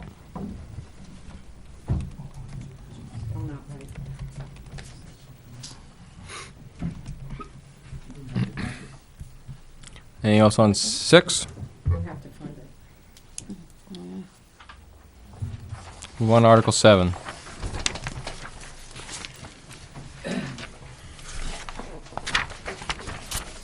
Shall the town hire 2 full-time firefighter EMTs? Chief?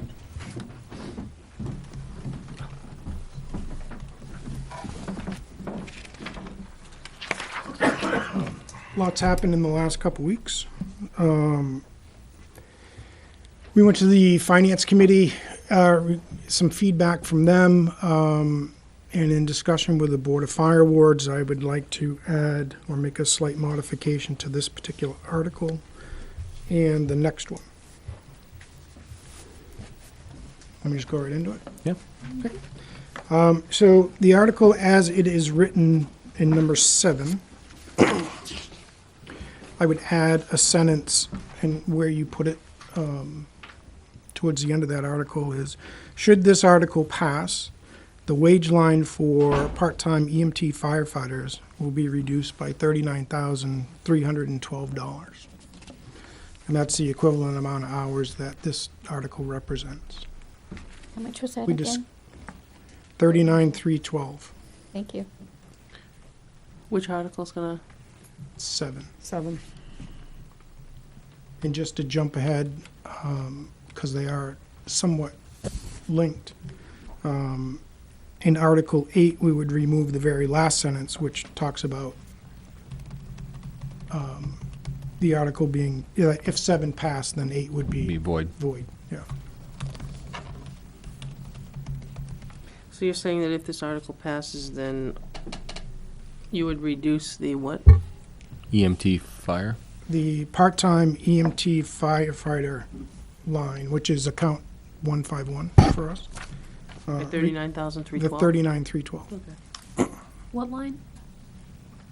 151.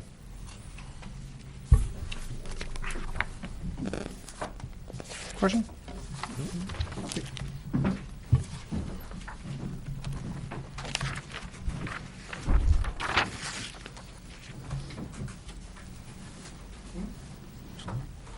Article 7. 7. Frank?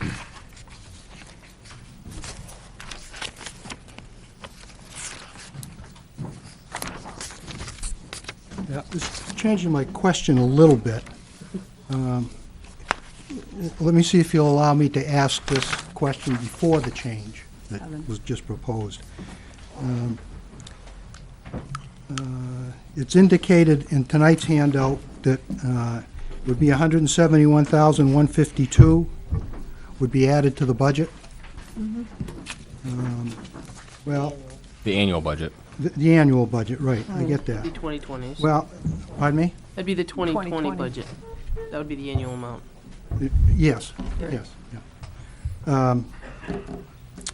My question is, if it's 99,000 and some change initially for 6 months, so I would presume, and all the wording seems to be exactly the same. So if it's 99,000 for 6 months, then I guess for 12 months, it would be 180. You're doubling it? I think there's some one-time cost.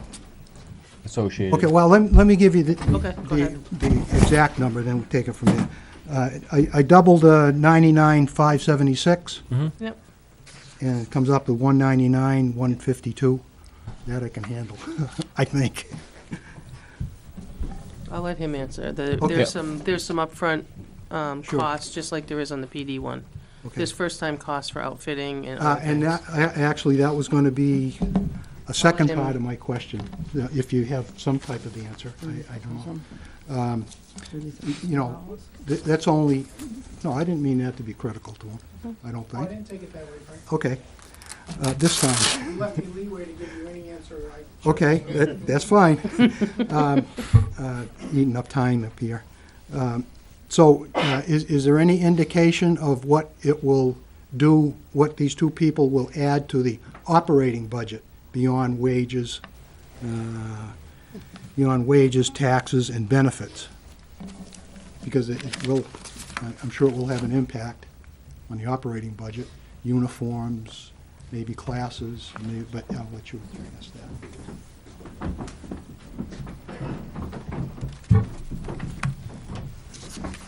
Frank's correct, there are some one-time costs.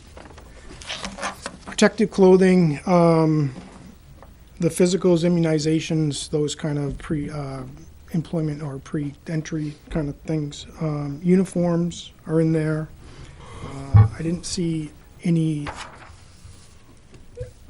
additional costs on an annual basis that couldn't be absorbed in the budget that we have now.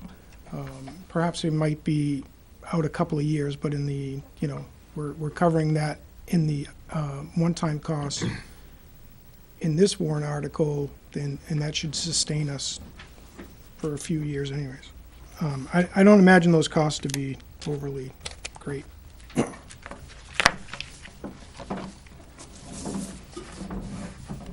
Did that answer? Would you hazard a guess at a number, a dollar amount? Of what it would be for one time or for future costs? Well, I'm reserved about, It's about 29,000. and not just for you, I have reservations about one-time costs, because, one-time costs, eventually something's gotta be replaced, so it's never really a one-time cost. So, Seems like high. 28,000 is what the difference I don't know how you would prefer to answer that, again, just operating costs associated for these two people. Initially, I guess. There's 8,000 bucks. I think that the one-time costs will cover any additional operating costs that those employees will bring in 2019. Going into 2020, there may be some uniform purchases because they wear theirs out or it gets torn or something like that. I can't really put my finger on. I mean, we went down so far as to say what it costs for their email account when we costed that out in the recurring piece.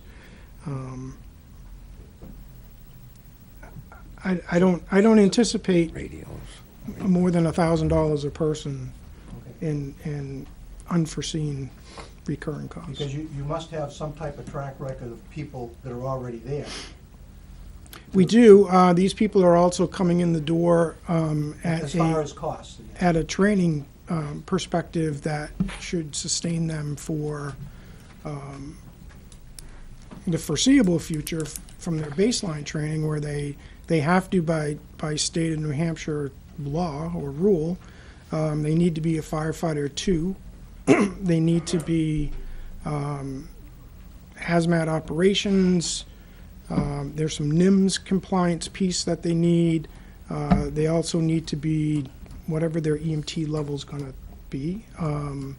That we have a training program in place now. There's no additional cost to recertify them on an annual basis or semi-annual basis for their EMT skills. The one item that pops in my head that might be uniforms, but I just don't.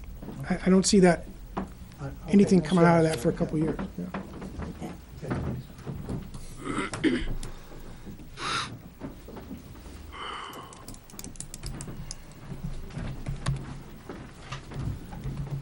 I'd just like to know why it's only for 6 months.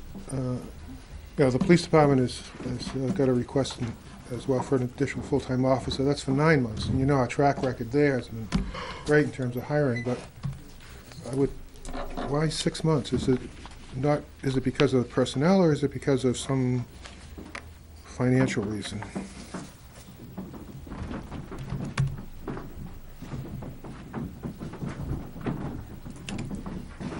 Unlike the police department, this is an absolute new adventure for us. The state of New Hampshire for firefighters versus police department, and I'm sure I'll get some part of this wrong, is that our people or potential candidates take a statewide eligibility test. There's a written portion to that, and there's a physical ability test that they have to complete. That physical ability test is certified, and they actually get a certificate if they pass that. That certificate is valid throughout the entire United States. So some of the so we get a candidate.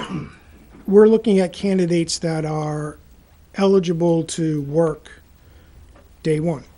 The police department, and we accept transfers, so they could already be in the system. The police department, I would say the vast majority of those go to the academy. Is that?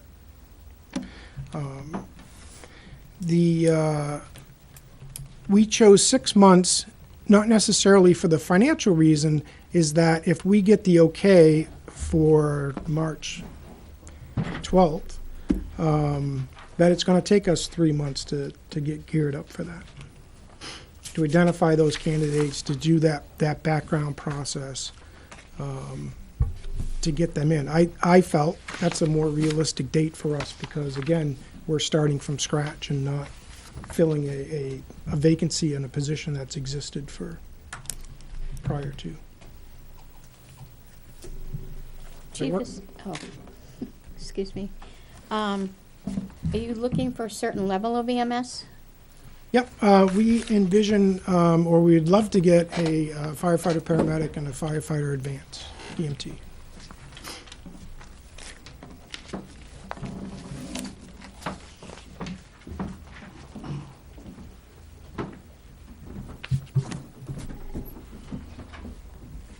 Article 7?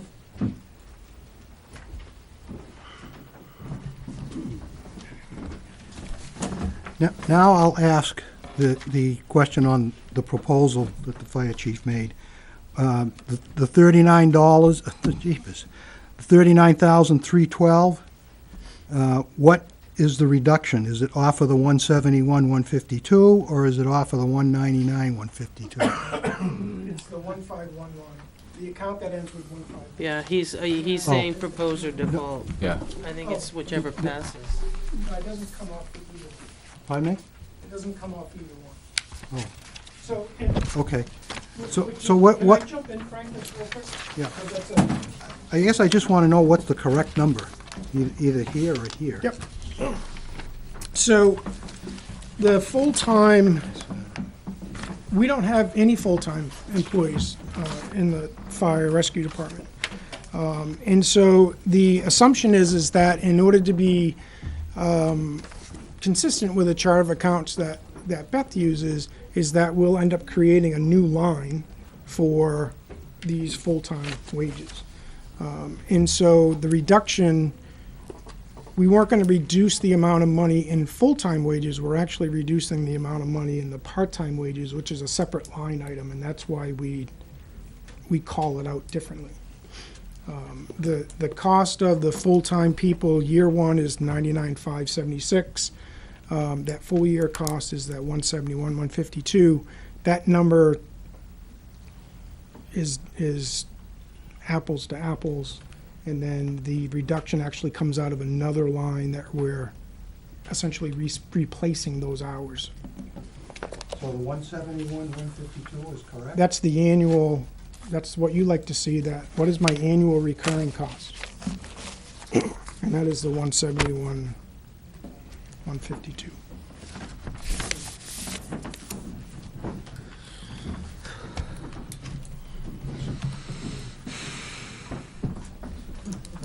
So what is the, what would the annual number be? The 39,312 is for the balance of 2019, 6 months? So what, we're asking you to put the annual amount in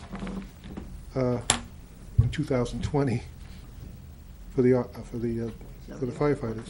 What's the annual amount in 2020 for that That one, I line? think you can just double, Okay. so.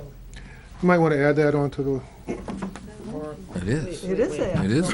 It's one. No, he's talking about that, the actual reduction, that would be where we just put in the 39,312. Yeah. It would be 78 and change Oh. reduction for the overall calendar year of 2020. Okay. Rather than 39, because 39 represents the 6 months. Am I correct in saying that? I don't think so. Oh. Okay. Okay. It's confusing. 151. No, Tom?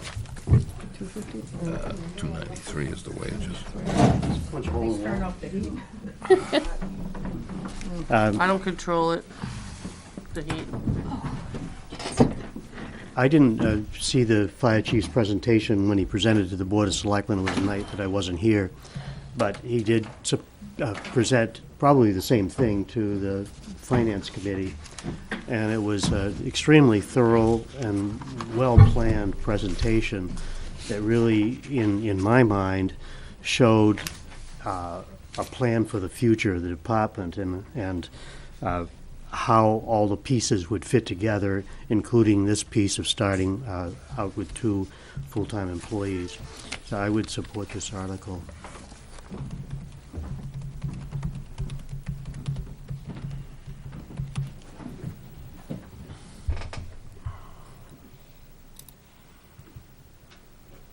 Anybody else for Article 7?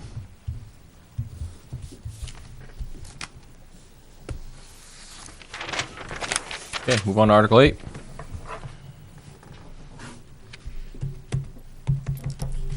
$32,160 for 9 months of increase to call force wages associated with standby pay.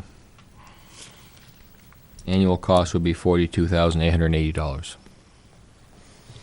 And there's the sentence. It's The been last removed. sentence. Yep, The last sentence has been removed? yep. Should the Article 7 pass, that's been removed. Questions on Article 8?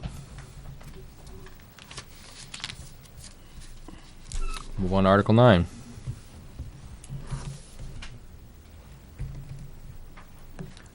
$6,046 increase hourly wage and number of hours for the ACO. Represents 6 months. If approved, it would increase the annual cost of $15,115. That's a change from what you've seen. We tried to keep, and I'll let Sean talk, Sean and I had conversations today.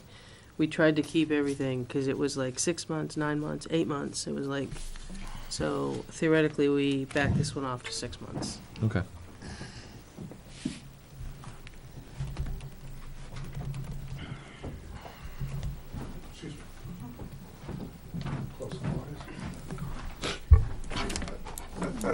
why is this even on the warrant? Why isn't this in the operating budget?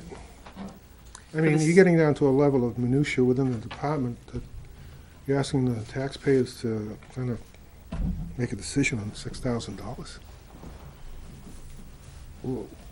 Why isn't it in the operating budget? And the same thing with the article before that as well. It's like those two should have been.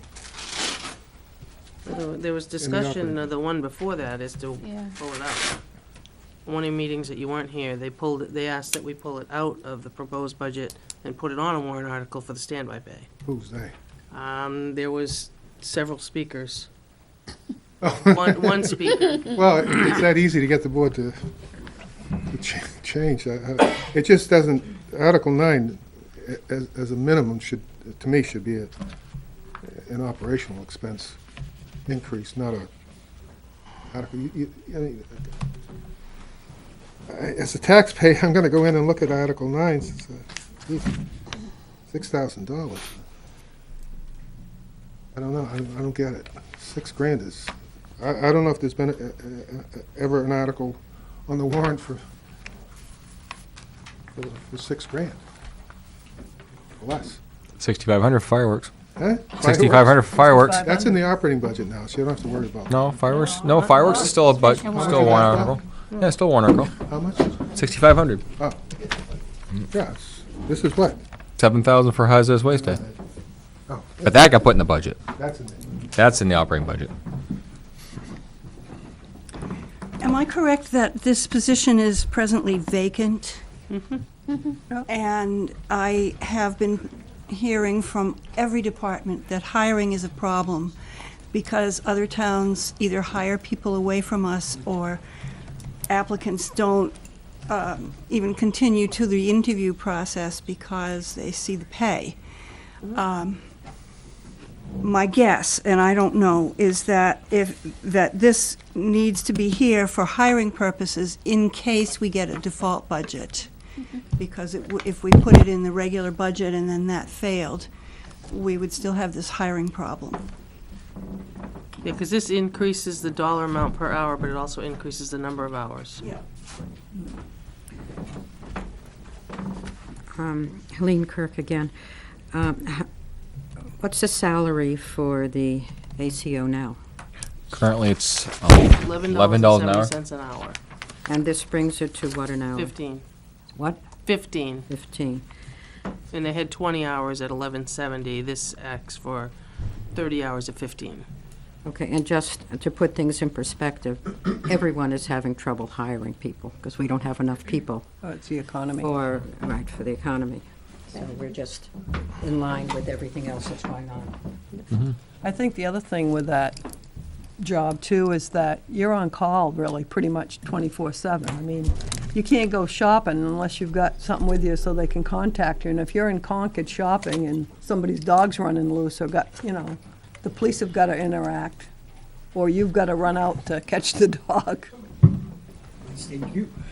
Call me. I think, too, the discussion that was had is there's been 323 calls for dogs that we're sending our police officers at Right. $20 or $30 an hour to retrieve. Right. Because you're paying either on their hourly rate or you're paying on their overtime rate. And then if it's a dog or whatever, it has to run all the way to Concord or Bow SPCA to be taken in versus going down to the transfer station. So I think there was trying to find someone to make it a little more attractive than $11.70. I think that was the whole idea.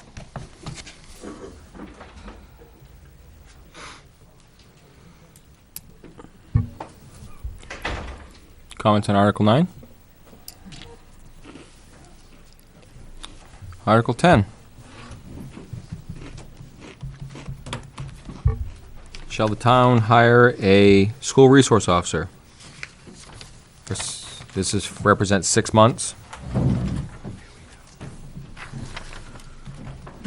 $19,075 be received from the school districts. Total 6-month cost for the officer be $39,964, and the annual budget increase be $85,060. Neil. Thanks, Ricky. I'd like to suggest that the sentence that says it's required that the town and school district warrant articles for the SRO must pass to be approved be clarified in one of two ways, either after the word must, also pass, and then for this article to be approved.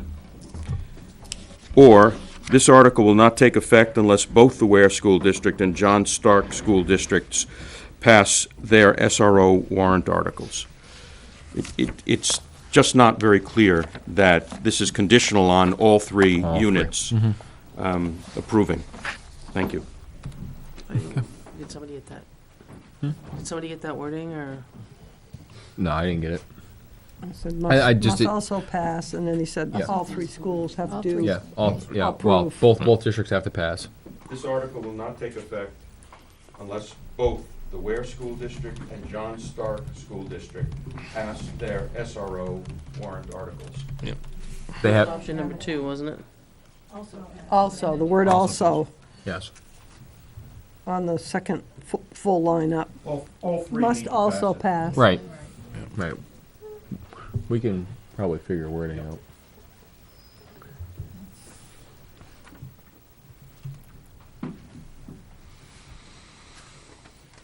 Clear, but Anybody else on Article 10? Frank?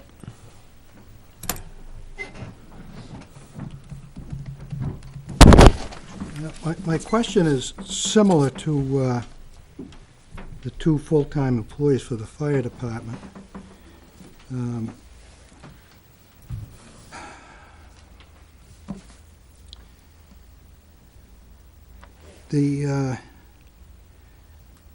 I even told the school it's very the dollar amounts are very misleading. Is it true that the town raises and appropriates the full amount for the officer? The town- Initially, Oh, yes. Yes, Correct. Okay, so I'm correct at that. And then they get a revenue reimbursement, which is shown on here. which is shown on there. Mhm. Okay. So, I don't know if there's a clearer way of explaining it. I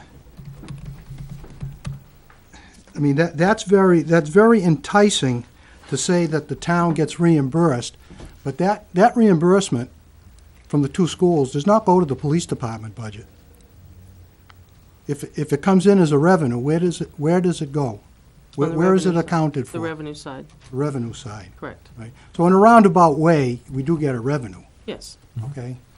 But it shows here, somebody could easily think that, that the Weare Police Department is getting 2/3 of the cost in revenue. And that's not true. The Weare Police Department, in their budget, are getting 2/3, it's a third, a third, and a third, that they're getting 2/3 of revenue in their budget. And it doesn't offset their budget. For all I know, it might come back to me and help reduce my taxes. Right, so I don't, unfortunately, I don't have a suggestion how to clarify it, if someone thinks it needs clarification, but, and my other point is, and I went back several town reports, probably to 2011, and one of the last times that a full-time officer, and this will come up maybe in the next article, that a full-time officer, it was pretty much verified by finance, that an officer costs about $100,000 a year. About 88, yeah. Well, she said 100,000, she agreed with 100,000 at the time. I really wanted to try to find something to verify that. So this, to me, it would be, let's use the word 100,000, let's use $88,000 if you want to We say. put 85 in there. Pardon me? We put in 85,060 for the annual cost. 85? Okay. So apparently we're getting someone a little bit cheaper today than we did a few years ago. Again, I don't know, maybe the $100,000 included, operating costs of the person. It's possible. It does. I don't know. I So, mean, health insurance we were paying for 100% of health insurance back then, Frank. okay.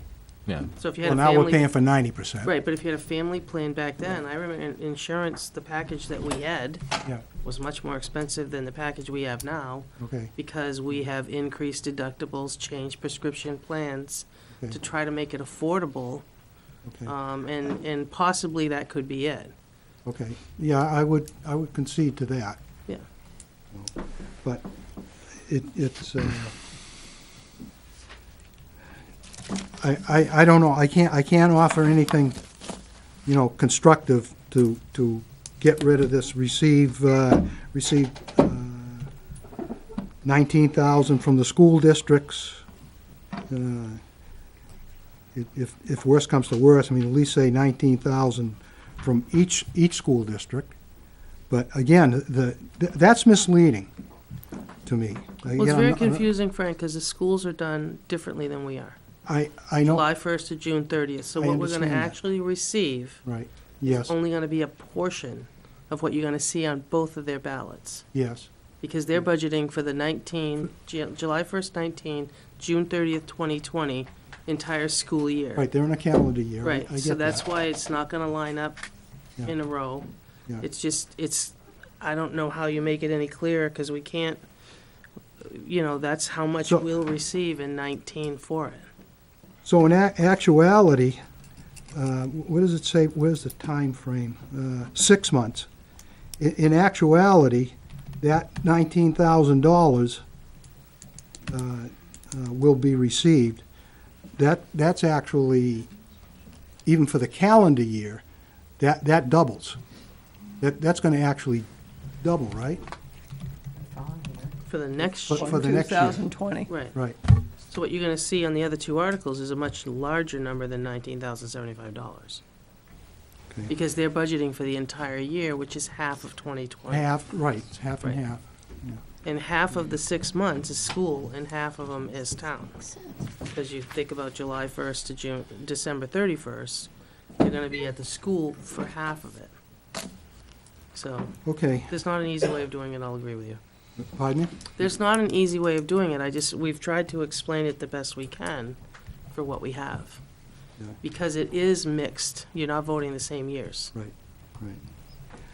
But even if you could, it's still not explaining that the department itself does not receive that revenue. People are gonna think that's what people are gonna think. Well, it says in the front, the town. Pardon me? It says in the front, the Retirement. town shall raise and appropriate of that, I don't know, where does it say the police is gonna get it? No, it does not say that. Right, so your town is raise or appropriate. But I'm saying people may think that. Make that leap, okay. Okay.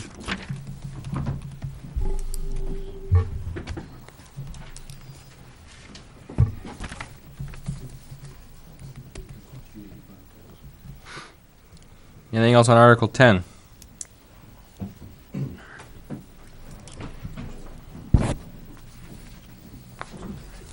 It is the case, though, that over the course of a full year, that will cost taxpayers, I pay taxes to the school districts, I pay taxes to the town, $85,000.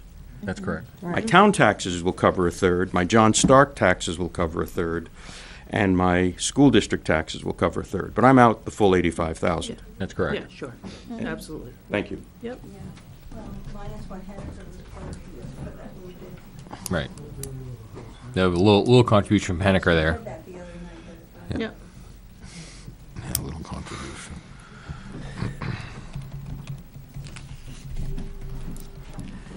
I just want to emphasize, this is not a new concept for the town, that for years we had an SRO officer, and I think that it kind of faded away as we had more needs in the department as different officers left and we were shorthanded there, and so eventually the position went away. So we're not looking at some new innovation here. We're asking to like back up a few years to where at least the high school had a school resource officer.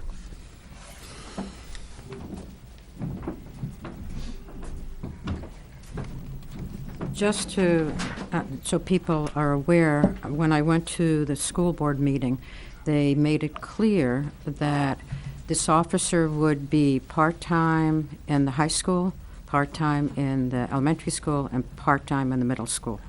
But they didn't know exactly how the part-time was going to work.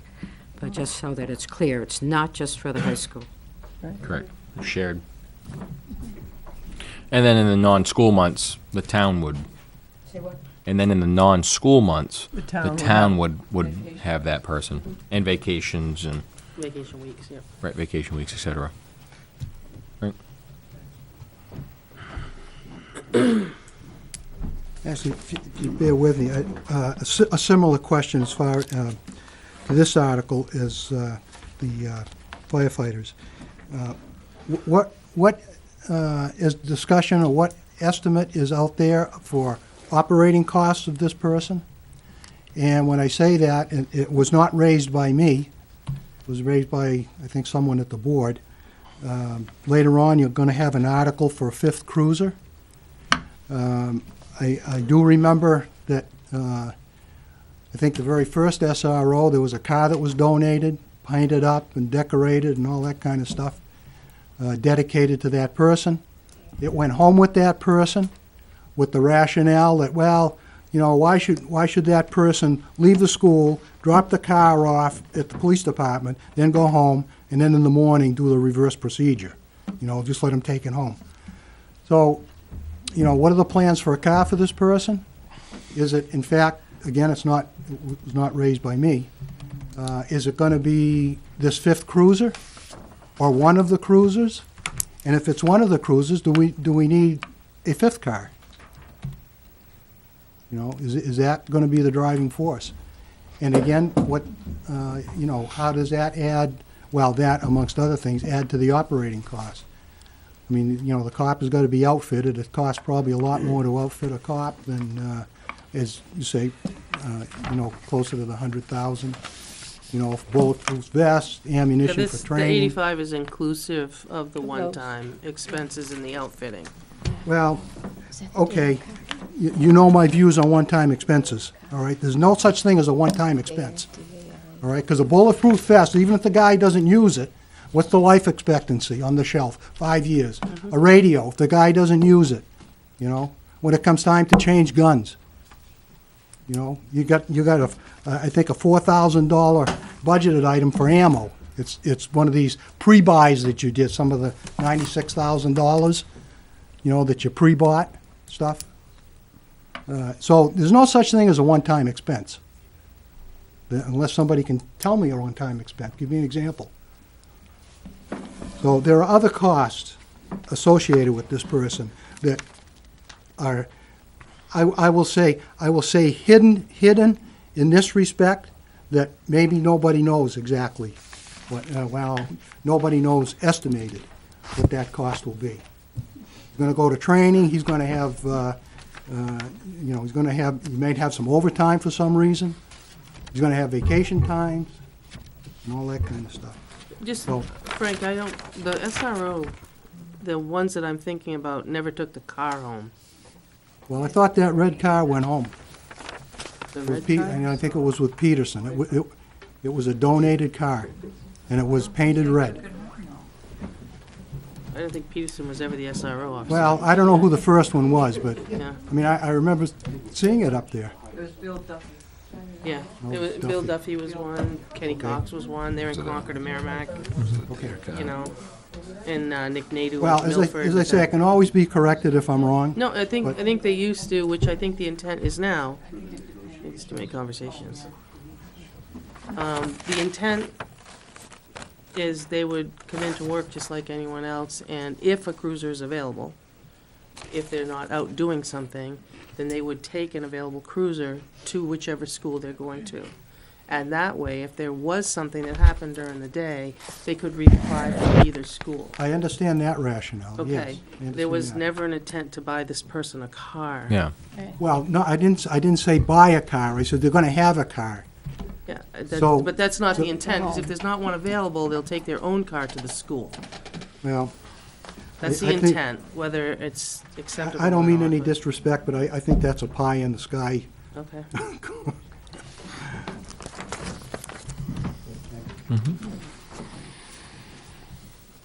Any more on Article 10?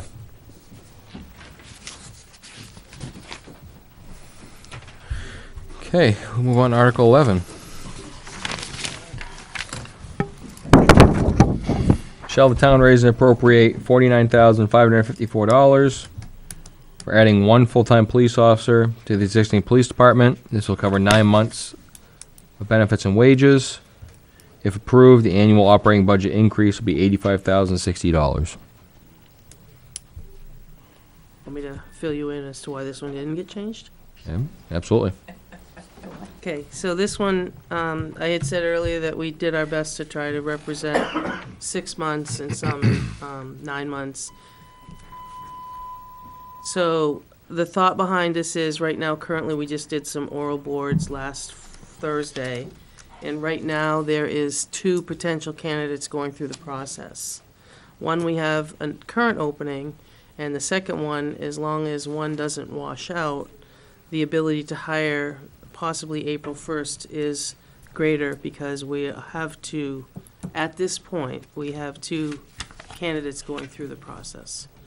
Okay. I can't tell you what's gonna happen beyond that, but hopefully we have 2 at the end. Okay. So that's why this one stayed 9 months.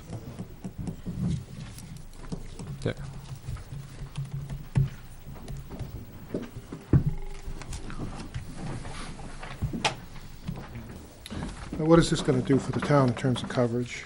This is going to provide the 24-hour coverage. Pardon me? This is going to enable the 24-hour coverage piece. One additional officer? Yes. How many people are going to be on that night shift? Per the CBA, I believe it'd be 2, correct? That's correct. Every shift by CBA requires 2 officers. Okay.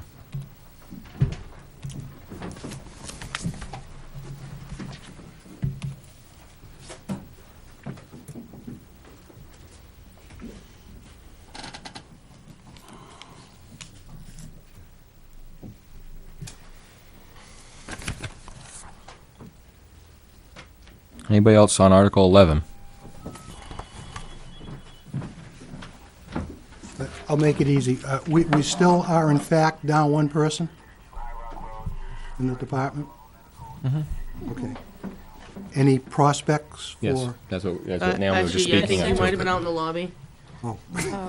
But I can repeat. The reason it says 9, not 6, is because right now, as of last Thursday, we have 2 candidates that are proceeding forward and going through the process. The rest of the background, the rest of everything else. Okay. And as long as one doesn't wash out, we would have somebody around available April. Okay, If we both, because we still have 1 vacancy. okay, thanks.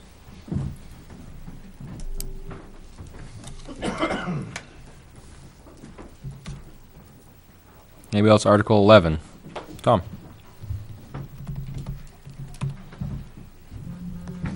I just think it's critical to the town that we have coverage from 3 a.m. until 7 a.m., which we don't have now.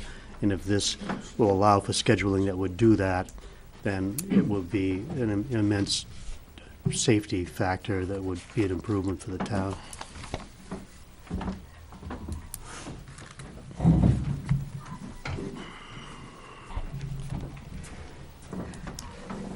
How often have we had to call the state police during those night hours? I don't have the exact, excuse me, I don't have the exact number, but in 2018, it was 150 some odd times between 3 a.m. and 7 a.m.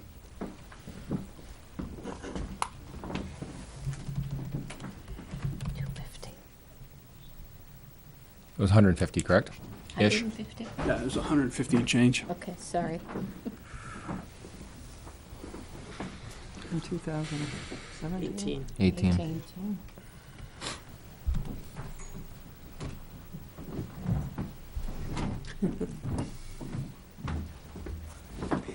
I don't mean to be that guy, and I don't know how long these things generally go, but I'm understanding that we're here to clarify these things and not discuss whether they're good or bad ideas.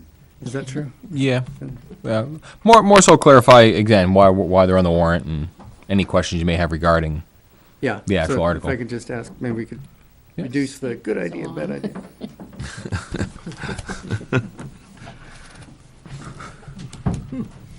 Anybody else on Article 11?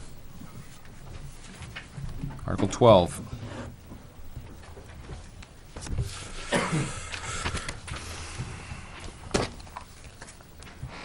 Shall the town raise $17,790 for adding 1 day per week of operation of the Weare Public Library, including turning 1 part-time position to a full-time position? Yearly annual cost would be $26,685.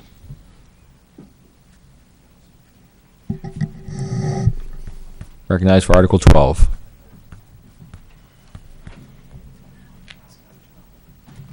Article 13. Oh, Oh, I don't know if Pauline's gonna get up. She's looking at him.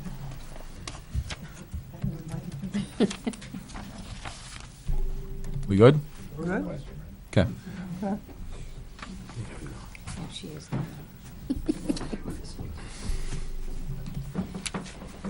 Just want to make a note, and Mike checked me on my numbers.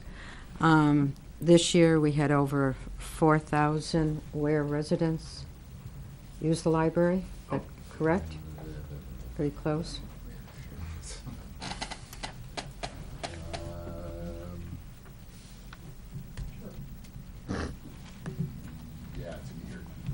4,000 something. So just to put in perspective, it really has become the social center of the town. If you haven't been there, you ought to go. It's there for you all. And it serves infants right up to the older population. It's an incredible place, and a lot of credit goes to Mike Sullivan. Thank you. It's also the center of the news that goes out. Oh, yeah. Where in the world? Anything else on 12? Article 13. Shall the town raise and appropriate $47,461 to purchase one fully equipped police cruiser? Article 13. Tom.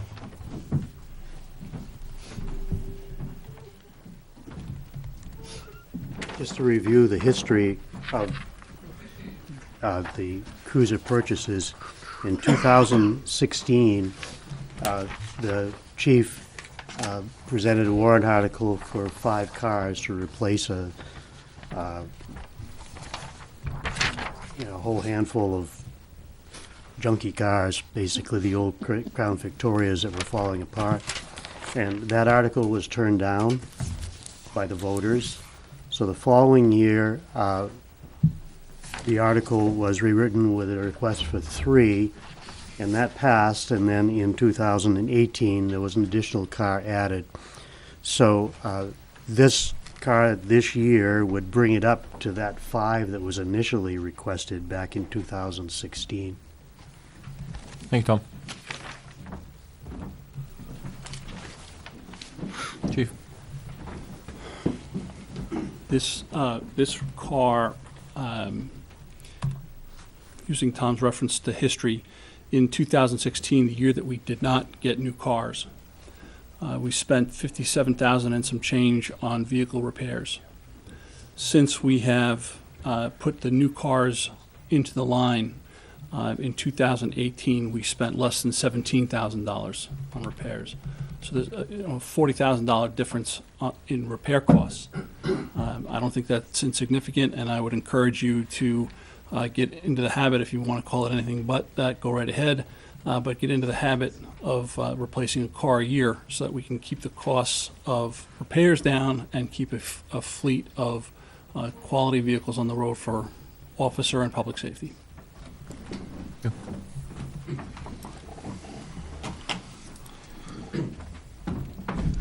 Neil Kirk, this is the 5th car of a fleet of 5 that we need, and after this we will replace each year the oldest car. Over many years, I think, of debating this, most of us have come to the conclusion that this is the most economic way to produce the police, to have a police fleet. It's not that we're interested in providing new cars, we're interested in keeping the repair costs, as the chief suggested, down, and having vehicles that are capable of performing the mission without compromise. Well, inevitably some of the new cars will fail too. Right. But basically, less likelihood of. There you go. Thank you. And you may have a trade-in value. Yeah, and thank you, Mr. Kirk, for those comments. But to further his comments, if the cars that we have now if the fleet is managed correctly, which so far it has been, it will be a relatively neutral number of miles on the cars, and we have 5-year, 100,000 miles. So when we hit warranty, so when we do have those repairs that are unusual, other than the daily, new tires, new brakes, new windshield wiper type things, that's covered under warranty. So, hopefully, by the time we get through the rotation, the town will not have experienced those astronomical repair costs.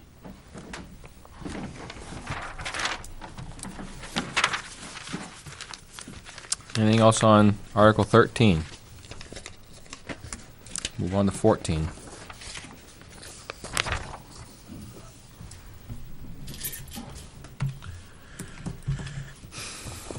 Shall the town raise and appropriate $48,000 for the purchase of the fire chief's vehicle, coming from the fire department replacement vehicle and equipment special revenue fund. Article 14. Right.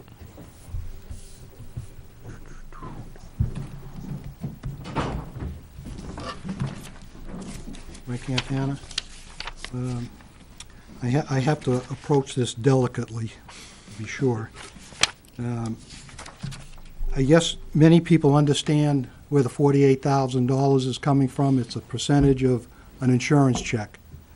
No, not, no. $8,000 is to buy the car. Oh, Yes, and that is coming 100% from the special revenue fund. I'm on, pardon me? Yep. That is coming 100% from the special revenue fund. 16 is what you're looking for. 16. You're speaking of 16, Article 16. I looked ahead. Okay. You'll be back.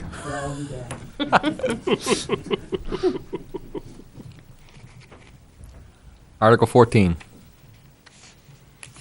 Okay, going to Article 15.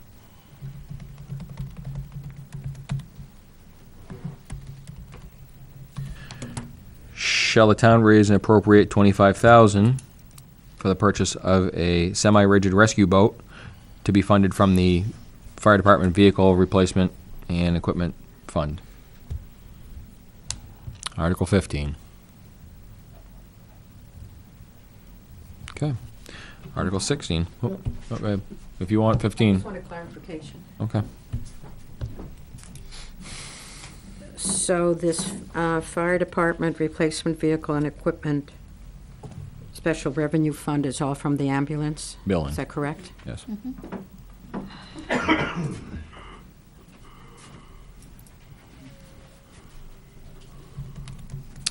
Article 16.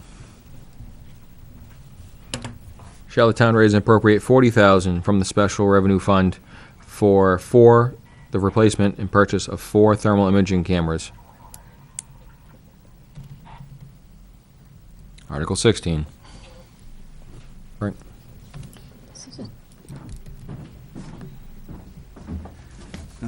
I can't dispute the need of what seems to be a critical item, but I'm wondering why 4? First of all, I'm wondering why 4, and I'm wondering why 4 at one time. I would think that, I mean, you just talked about police cars getting into rotation. I don't know if thermal imaging cameras have a life expectancy if they're not used, or if they well, let's say if they're not used.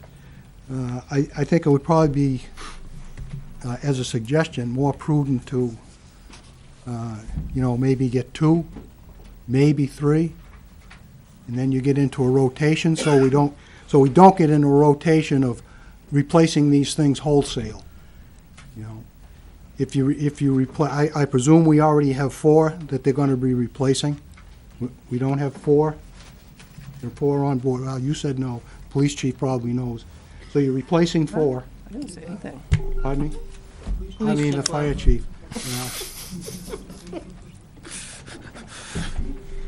So presumably we have 4 already. If he could, settle for 2 or 3, and then not make up one, but have these other, unless they're going to use them for a trade-in, but keep these other 4s as spares, and then next year replace the rest, and then get rid of the old ones. I don't know if that's a possibility, because I am leading up to something else.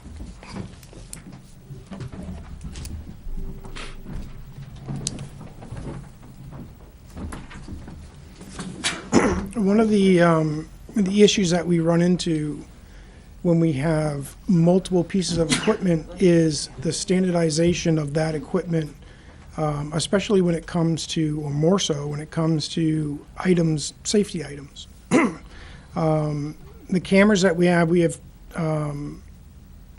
5. 2 are one model, 3 are another, and what this is intended to do is to get rid of the 3 oddball ones in one of the other units, and so that we have the same piece of equipment throughout the department. This piece of equipment is designed to give you your sight back when you can't see. We've all seen stuff on TV where they're using thermal imaging. In a fire environment, it goes from not being able to see anything to having fairly decent vision. The issue that we're experiencing with 3 of the units is that we have a severe battery issue or charging issue, and they become unreliable. So what's worse than an unreliable piece of equipment is that you're in a IDLH, immediately dangerous to life and health environment, with that smoke condition where you had vision, and now all of a sudden the camera stops working and you don't have vision. And I don't care who you are, if you're relying on that camera to, to guide you, and you're supposed to be paying attention to, well, I took 2 left turns and a right turn to get in here, and all of a sudden we take away your vision and say, okay, were you paying attention to how many lefts and rights it took to get out? It has become a safety issue for us. So that's why we wanted to go with a wholesale replacement of those 3, and then one of the other 2 that we had, and then that'll standardize that piece of equipment across the board. So we have one set of training and one set of operating instructions for all of that equipment versus a mix and match of stuff. And so that's why we're doing 4. They have a life expectancy, it kind of depends on what you're using it for and how often you use it. Like you stated, I expect to get about 10 years out of it. I think we bought them in the past, I think in subsequent years, so I think it was 04, 05, and 06. But I would have to, I didn't bring those notes, but I think we bought them over multiple years. And one thing that they all had in common is they all are failing. Chief, and correct me if I'm wrong, the one that you're keeping takes the same batteries as the ones you're proposing. It's just a little bit older processing technology, but not as old as the other 3. Correct. The newer ones have a bigger screen, but they function exactly the same as the one we're keeping. Okay. Yep. And there is a trade. So there's a trade that program is good into the spring, and our old stuff is worth $1,000 a piece to trade them in. But at the end of the day, it's still 10 grand a pop.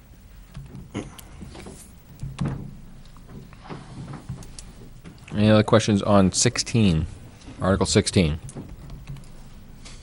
Move on to 17. Shall the town raise and appropriate $215,000 for the purchase of a new 10-wheel plow truck? Questions on 17? Article 18.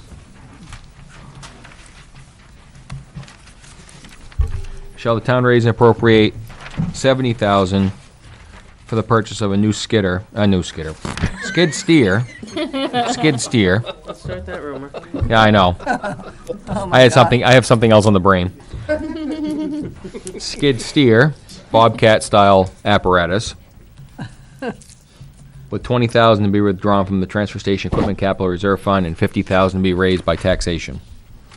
And this will be used at the transfer station. Any questions on Article 18? Article 19. Shall the town establish a road reconstruction and maintenance capital reserve fund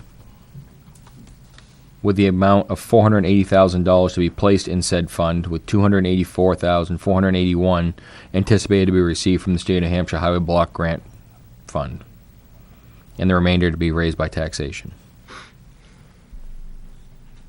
And this caveats into Article 20, which is, Article 20 is the current method that we've used to fund road reconstruction. The amounts are the same, and if Article 19 passes to create that capital reserve fund, Article 20 will be nullified as the amount is the same. The amount is the same and the intent is the same, but we only want one $480,000 Thank you. amount. I think you should explain to folks why this is your preferred approach, because it does make sense. That's number one. Number two, could you explain the difference between the way we're doing things currently and what it means if the Board of Selectmen are agents to expend? What difference will that make in how highway goes forward?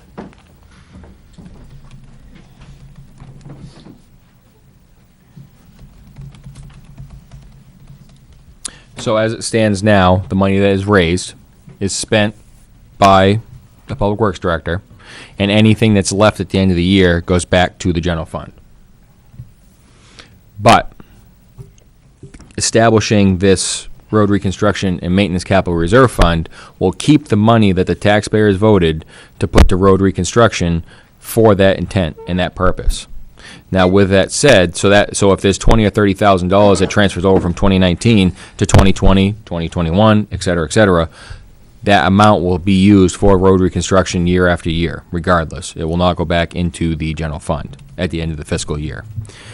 With that said, as the selectmen are agents to expend, the Department Works Director will bring forward, I'm assuming, proposal for the road reconstruction, the amount and the cost, tar cost, et cetera, and then the Board of Selectmen would be the agents to expend that account and that money. After a public hearing? No, it's just like any other capital reserve fund, just the selectmen are agents to expend. If you bring in 3 quotes for something, we can expend it out of there. Cable spends, they have one, you'll see them come in and ask for equipment up to a certain amount. That gets expended. The selectmen can do it, doesn't have to go to town meeting. So that's not the case for the fire department special equipment fund? That special revenue fund was set up under a completely different RSA. And the agents to expend that are the taxpayers. Thank you.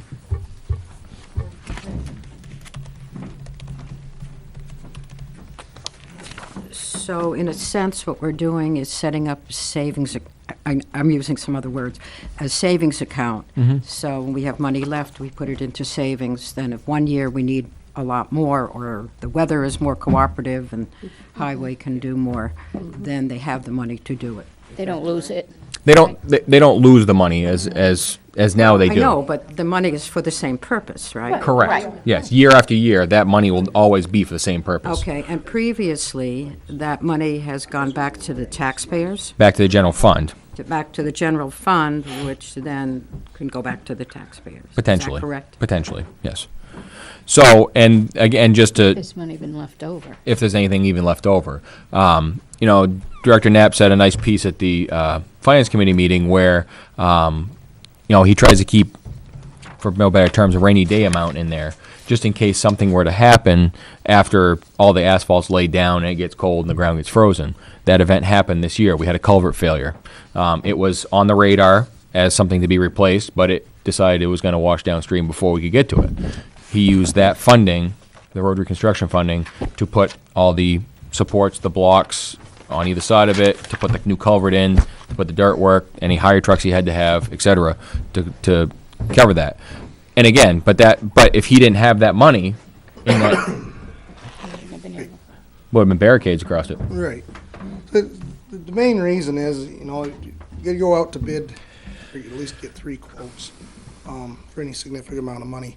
And it's very hard to do the last day of the year. You don't want to spend it the second to last day of the year in case one of them failures happen. So it's not really try to build up this big sum of money or anything. It's just, I think this year I had a little over 20,000 that I did get.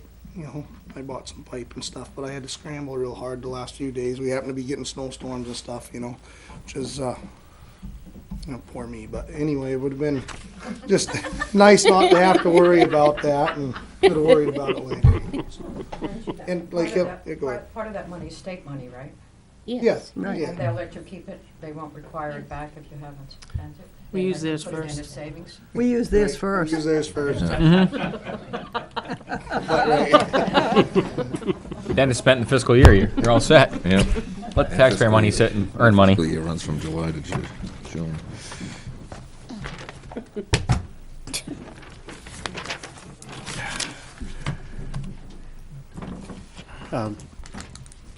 I think there's some confusion with the two articles where they're both raising and appropriating.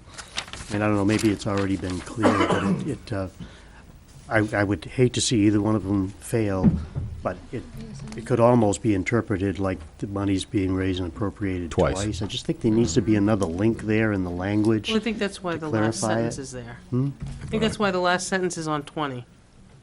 On 20. At the end of Article 20, 19 passes. if it passes, then this one's null and void.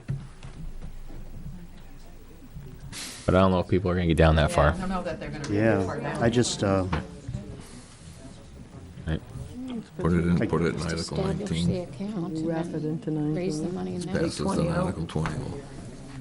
You can't wrap it into 19.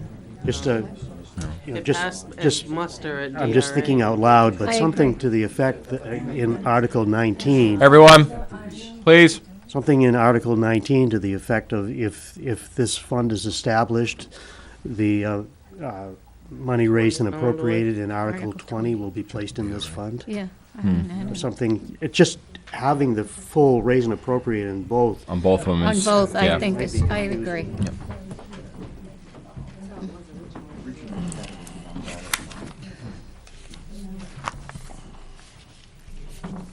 Yeah, I agree that, You agree? twice. Twice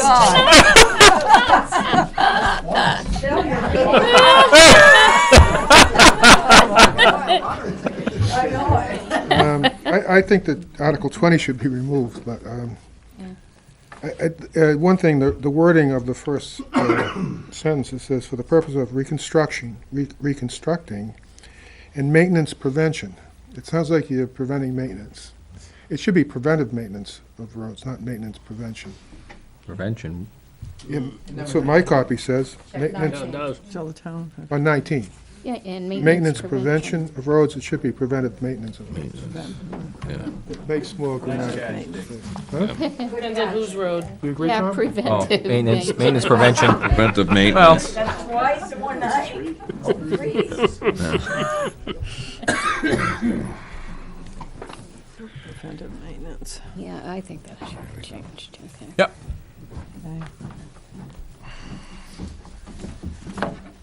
In an effort for consistency, all other articles, you know, for personnel, 6 months, 9 months, you've extrapolated out for a total 12 months. This one here, I refer to last year's, just save me from making an amendment, hopefully. This is the mailer from last year. It was Article 10, shall the town appropriate, and the same article, road reconstruction. And it was amended, the remaining balance. The 23 cents, the way this is written, does not relate to any numbers that are in here. I understand that, yeah. It doesn't. What he wants is the town's What is it? portion What is the included in 23 cents? The 23 cents is supposed to be money by okay. taxation, And it's right? based on So the there's Alright. no money. Right. At 195, 519, I think. And it's gonna have to say the 195, it's an estimated number because we don't know that 284.41 is gonna be exactly. I've never, But- well, right, and that's what it says, and I guess Yeah. that's what the So- remaining so estimated our- balance. Our remaining balance would have to be estimated as well. Right, Right. I wouldn't expect any, I wouldn't think anything less, quite honestly. 23 cents is the taxation. Right, but it it's doesn't based represent the not- actual number. What number is 23 represent? It, A number that's not in the Come listed on, in you there. can't make a math problem out of that? You got the difference Oh, no. between the. Right. Not to be raised by We tax. know what it is. Right, but the number isn't represented in the article. yeah. He wants it in there. I think it's 195, 519, but Yes, it let's is. check. I already wrote it. Okay, and that's it.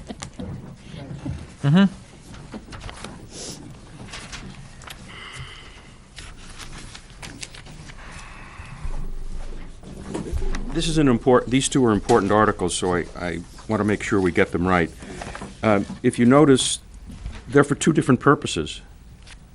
Article 19 is for reconstructing and preventative maintenance, and Article 20 is reconstruction and resurfacing. Yeah. So there, you need to clarify this. Also, in a prior iteration of this, Article 19 had $1 in it. And then the full amount was in Article 20. You might want to go back to that. It would clarify things and put in Article 20 that you have the ability, if Article 20 passes, to put the money into In that Article fund. 19, into that trust fund, if the lawyer allows that. And then just make sure that the purposes are the same. Whatever the purposes are, they should be the same. Was that a recommendation by DRA to do that? Yeah. The original warrant article that went to DRA. She didn't like the dollar. Establish the fund, Yeah. put a dollar in it, and then the next article was to. To raise the fund levy it. And put it into the fund. And She said no. Okay. That's why you got, what you're looking at. That's her exact verbiage. Yep. So, we So- can neaten it up to make everything in line, but. clearer. Let's Yeah. hope that they don't both fail because of confusion. We're raising $480,000 twice. Right, right. Yeah. Well, hopefully It they'll tells you. vote on the first one, yes, and the second one, no. Yeah. Well, we'll just void it. If my memory serves me right, isn't it, we are doing reconstruction and resurfacing, correct, Benji? No, it's everything. We're doing It's reconstruction. everything. And resurfacing with Yeah. this money, because if you get your bond issue, you're gonna do the, If you put resurfacing, that means all they can do. He can't do anything else. so Yeah, take the particular. resurfacing out, maybe. Yeah, maintenance. I mean, he does it. Yeah, but right. maintenance. Reconstruction and maintenance. Yeah. The If end. because the you bond put doesn't pass, then you get a resurfacing, problem. that restricts him to what he can do. How was it before? Yeah, just put maintenance Reconstruction in and that maintenance. line. And maintenance. Whatever's always said, fun living. You just want to don't get too carried away, because I think a valid point got raised that if you don't put preventative maintenance and you leave the warrant article alone after you run Resurfacing. out of your money, Hey, we'd have to reword it. you'd have to reword the thing, which requires more of a vote, or reestablish the purpose. Work on it. Okay. Needs work. Anybody else for Articles 19 and 20, where they're commingled? Okay. 21. Shall the town raise and appropriate $105,000 be added to the previously established Bridge Improvement Maintenance Trust Fund for the trust fund? Not capital reserve fund? Yeah, it's capital Probably reserve. is, Like I say, it's not a trust Yeah, fund, right, is it? It's not a trust fund. Capital reserve, isn't it? Frank, you It's have gonna be- last year's? So you just, I thought you Did you had have it with the, you. You what just was had on the the- paper. the ballot from last year. Last year's ballot. Yeah. Was it a trust fund or a capital reserve fund? It's capital reserve. I think it's capital reserve. I don't think it's a trust fund. Yep. Okay. All right, so we'll have to change that from trust to capital. Shall the town raise and appropriate $105,000 to be previously added to the previously established Bridge Improvement Maintenance Capital Reserve Fund for the purpose of future bridge repairs on River, Lull, and Old Francistown specifically? This is installment number 3, 3 of 4, which again is for the town's 20% on these bridges. Because the town has to have 20% in hand before the state will provide their 80%.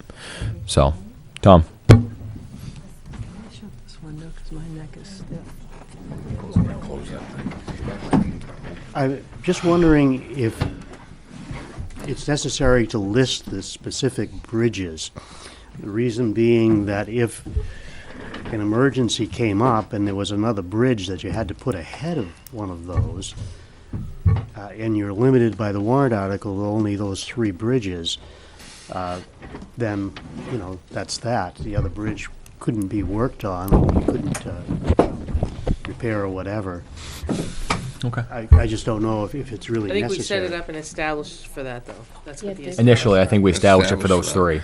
Really? Because those are the 3 red listed bridges that we had, I believe. There is a bridge improvement. Yeah, I would check. There is a bridge improvement fund, though, with money in it, capital reserve. I just, I'd suggest going back and check, because if it's not, then I would. But, yeah. Look it up. Okay.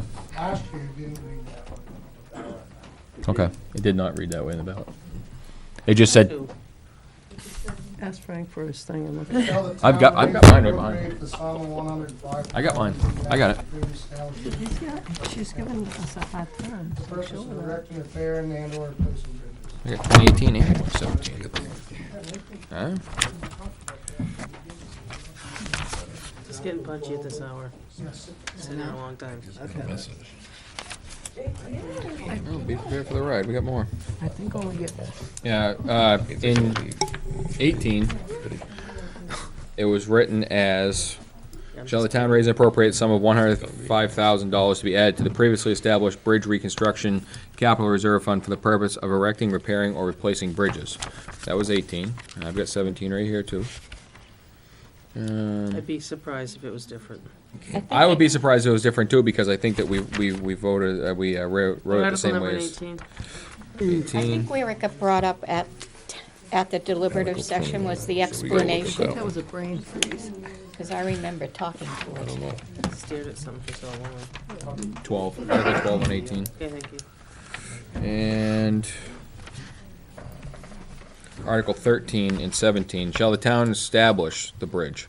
Yep. So this is when we established it, and it was for the purpose of erecting, repairing, or replacing bridges to raise an appropriate sum of 105 to be placed in the fund. Furthermore, to name the Board of Selectmen agents to expend it from the fund. And it was stated in the purpose, it was Lull Old Francistown River. Yeah. In 17 when the fund was But established. the article is, gotta remove those. We'll remove this, right? No, so I'd say remove them out of the article. Mm-hmm. I knew those would come in handy someday. Couldn't remember when. A lot of miles on that book. Well, yeah. Book. The book you guys don't have yet. Just don't be jealous. Okay. Any comments on Article 21? Dick?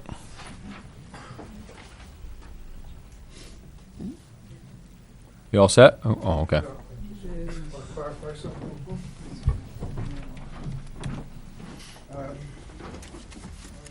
I thought it was 3 years, and I have the capital improvements plan list, and it shows $105,000 for this year, and nothing appropriated for the next few years.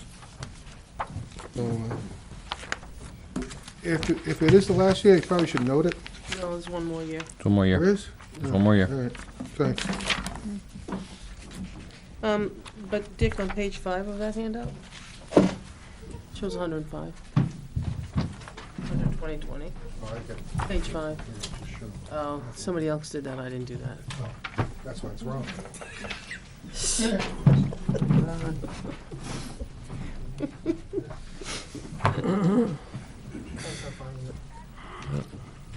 Okay, Article 21.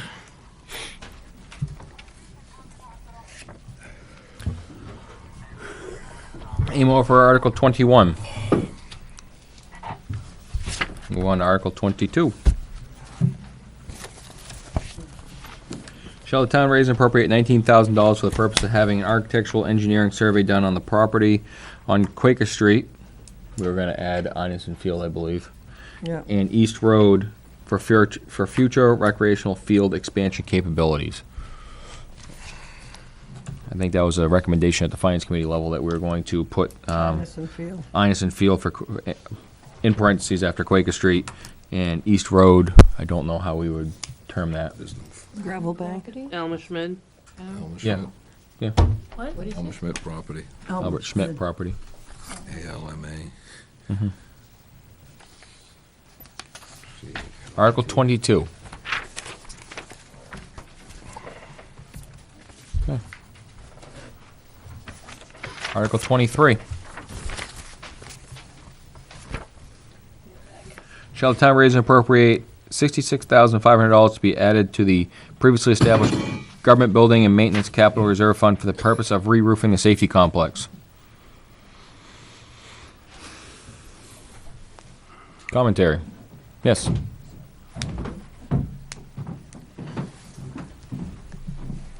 Is this fund like the bridge one that it was established for that particular reason? No, the building, the government building maintenance fund is, covers all government buildings. So that being one of the town's buildings, if, say, the water heater were to explode, that fund is used to replace the water heater. It wouldn't come from the fire department or the police department's budget, it would come from the town's budget. So is this really saying, should we spend $66,000 to replace the roof? We've already received bids, on that roof. I believe that was the Average. price, and that's what we're putting on there just to add. It may be a little plus, maybe a little minus, but that were the bids that we received in the summer, late spring, early summer of They will 2018. conduit through that fund, but the fund really isn't Right. important. Okay. Right. Any other questions regarding 23? How much is in that fund? To date? Don't know. It's probably the one sheet I didn't write. Yes. Yeah. One, oh, hang on, I do have that one. Having my senior moment here. Government building, $100,000, 526.03. 100,526.03. Of which,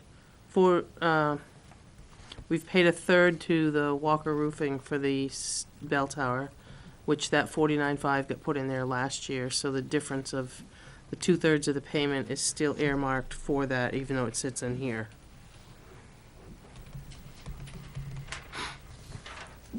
$32,000. Yeah. Of the scheduling, because of scheduling conflicts, they will start on the bell tower in the spring. So that project has not gone to the wayside. It's just been tabled for a little while for scheduling conflicts. Anything else on 23?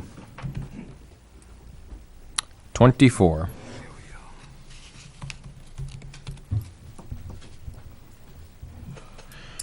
Shall the town raise and appropriate the sum of $40,000 to be withdrawn from the unanticipated, isn't it? Or no, unexpended, I'm sorry, unexpended. It's getting later. Unexpended fund balance and placed in the Fire Rescue Vehicle Capital Reserve Fund. Steve Colburn, speaking on behalf of the Board of Fire Wards. So we've discussed this tonight in the interest of trying to avoid confusion to the voters. Our recommendation is going to be to pull this off the ballot. Okay. What do you want to do? Remove it. Wow. Roger.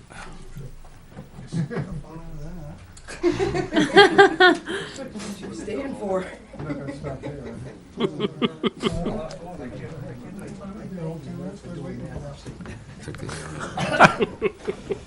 Okay. What's the board's feelings on that That's what they want. from the Board of Fire Ward's recommendation? That's what they want. That's what they want, follow the recommendation. Okay. It'll be removed.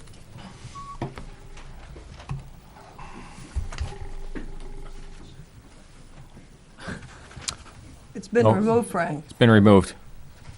I get that. Okay. He's gonna say something to it. I wasn't quick enough.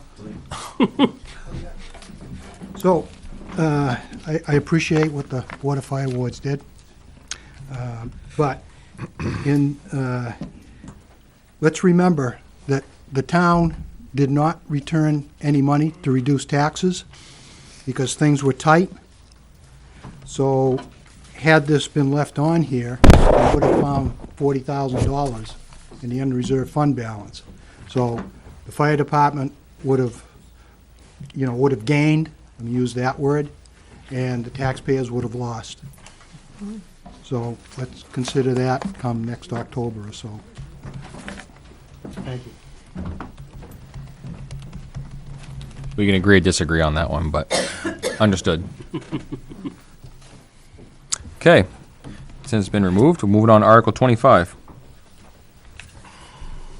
Shall the town raise and appropriate $10,000 for cemetery improvements and fund this appropriation by authorizing the withdrawal of said sum from the cemetery trust fund Cypre account? This is a reoccurring article, and this does within the stone walls, correct? Right. Yes, this covers with the maintenance within the stone walls of the cemeteries town-wide.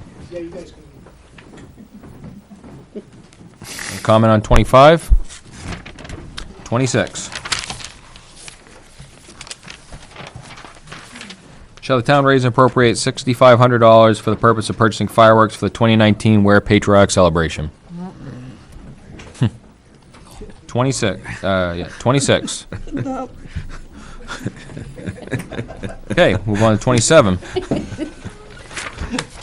That one will come out. I got nowhere to be. Article 27, shall the town raise and appropriate $30,000 to allow for the Conservation Commission to secure contracted service with a licensed forester for forestry services including plan updates, harvest layout, harvest management, forestry inventory, invasive species control, and other related services. This fund this appropriation by authorizing the withdrawal of that sum from the town forest account. This is also a reoccurring article with a little bit more explanation this year than past years as to what that, Slightly changed by DRA, again, pulled back. because they wanted to authorize the Conservation Commission to be the, Expending Agents to expend? yeah, that couldn't Okay, happen. okay, That got changed. that got changed. Okay. Yep, Which is- Sorry, I wasn't fast enough to go through here. On the cemetery thing, how is that different from what's in the budget? the budget for the cemeteries right now covers the mowing and the upkeep, basically. That's it.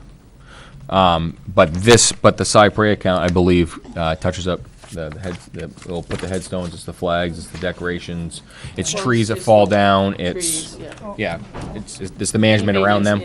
The maintenance within Within the. the walls. The gates, et cetera, And that comes up every year? every year. Yep. It comes from the fund, right? Yeah, cypre account. Okay. 28. Shall town raise and appropriate the sum of $150,000 for the Conservation Commission expenditure towards the purchase of new town forest land and fund this appropriation by authorizing the withdrawal of that sum from the town forest account. This is an up to amount. If no land becomes available, there will be no money spent out of that fund. Any questions? I would just like to add that the cemetery lawn care is about $30,000 out of that, the one that's under our budget, or under the budget. Yeah, 30. Okay, does that clarify what you were, you asked what the difference was, but I mean, it's lawn care for the cemeteries. They mow the lawns and That's what's covered in the operating budget. at least 30,000. The rest is basically what I said. Okay. Article 29, shall the town authorize the Board of Selectmen to dispose of the tax deed property located on Dustin Tavern Road, consisting of a dwelling in 10.78 acres? Comment? Anyone? This is to be concurrent with the 1994 article for disposing of tax deed properties. Anything with a dwelling And 10 acres. in 10 acres. And over 10 acres needs to go to town warrant to be disposed of. Okay, Article 30. Shall the town authorize the Board of Selectmen to dispose of the following land-only tax deeded property by public auction or sealed bid? And there is a list.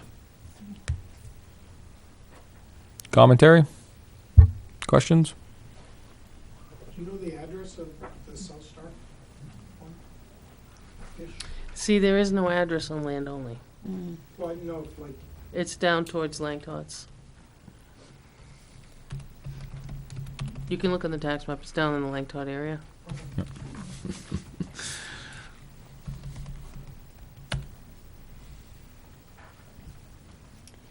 We probably should know those. For deliberative, yeah.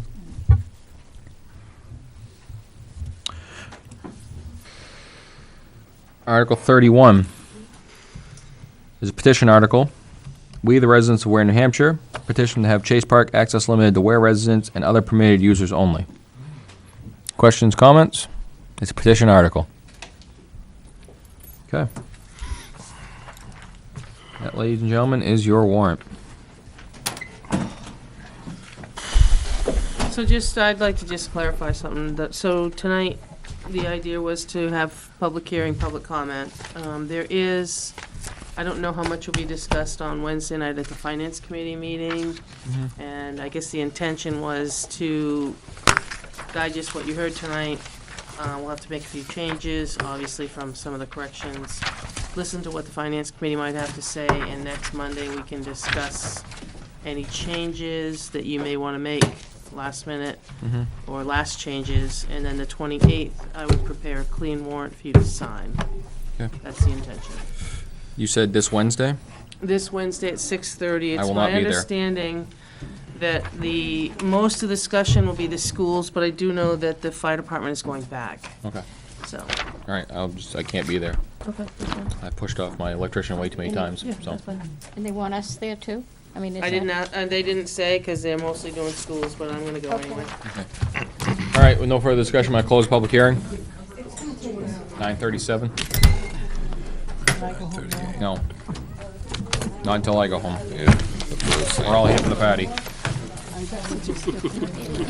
Yeah, I know. My back, my heels are killing me right now. I shook my head, my neck was sore, I was doing this. Yeah. And Frank thought I was shaking my head, no.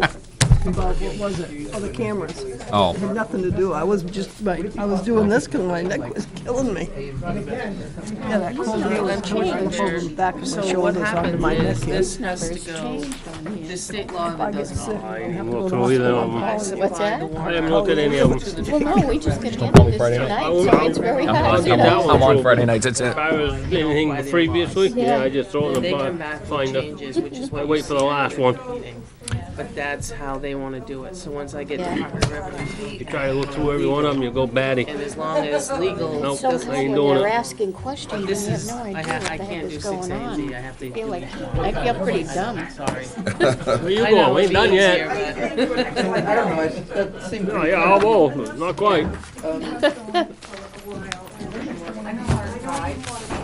I can probably make you one or get you one. Are you gonna come back next week? Well, if you Okay, we're gonna carry on. I have it electronically too. We still got more meetings to do. I know, have I'm an just email? gonna go to the bathroom, Okay. come back, and All right, we'll be here.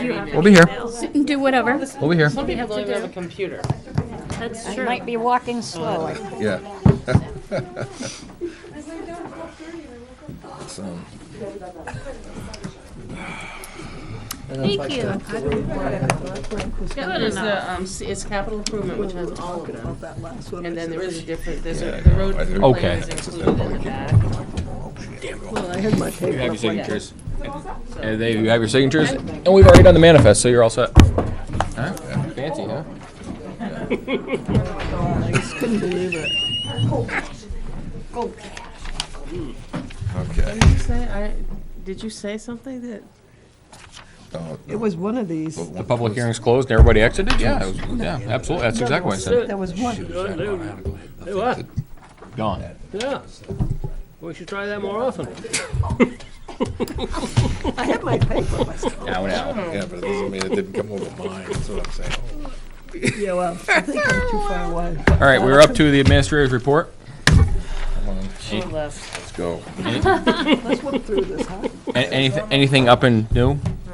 Huge and new? Nothing new? No. There's nothing new then, I okay, can't. I made the changes you asked for. okay. Yep. There really isn't Anything anything. new? Good. I just updated, yeah. There isn't, I took off what we updated last week. There's really nothing. We've been doing all of the, damn, I forgot that. We've been doing budget and warrant articles, so. Yeah, no, absolutely. I presented you something, but it's. I figured really- this would be pretty, There's nothing really new. Nothing there. You Nope. can see a couple words here, and I took off I put oil tank and propane and. yep. Everybody get up and left, so, something you said, Ricky, or? I think it was, when I said close public hearing, I think they all left. Mm-hmm. I think all their vested interests left too. And Hannah's, Okay, she's falling asleep. Tired. I don't have anything more. And you did correspondence earlier. Yep. yep, Yeah. all right. I make a motion, we adjourn. Second. All in favor? Aye. Aye.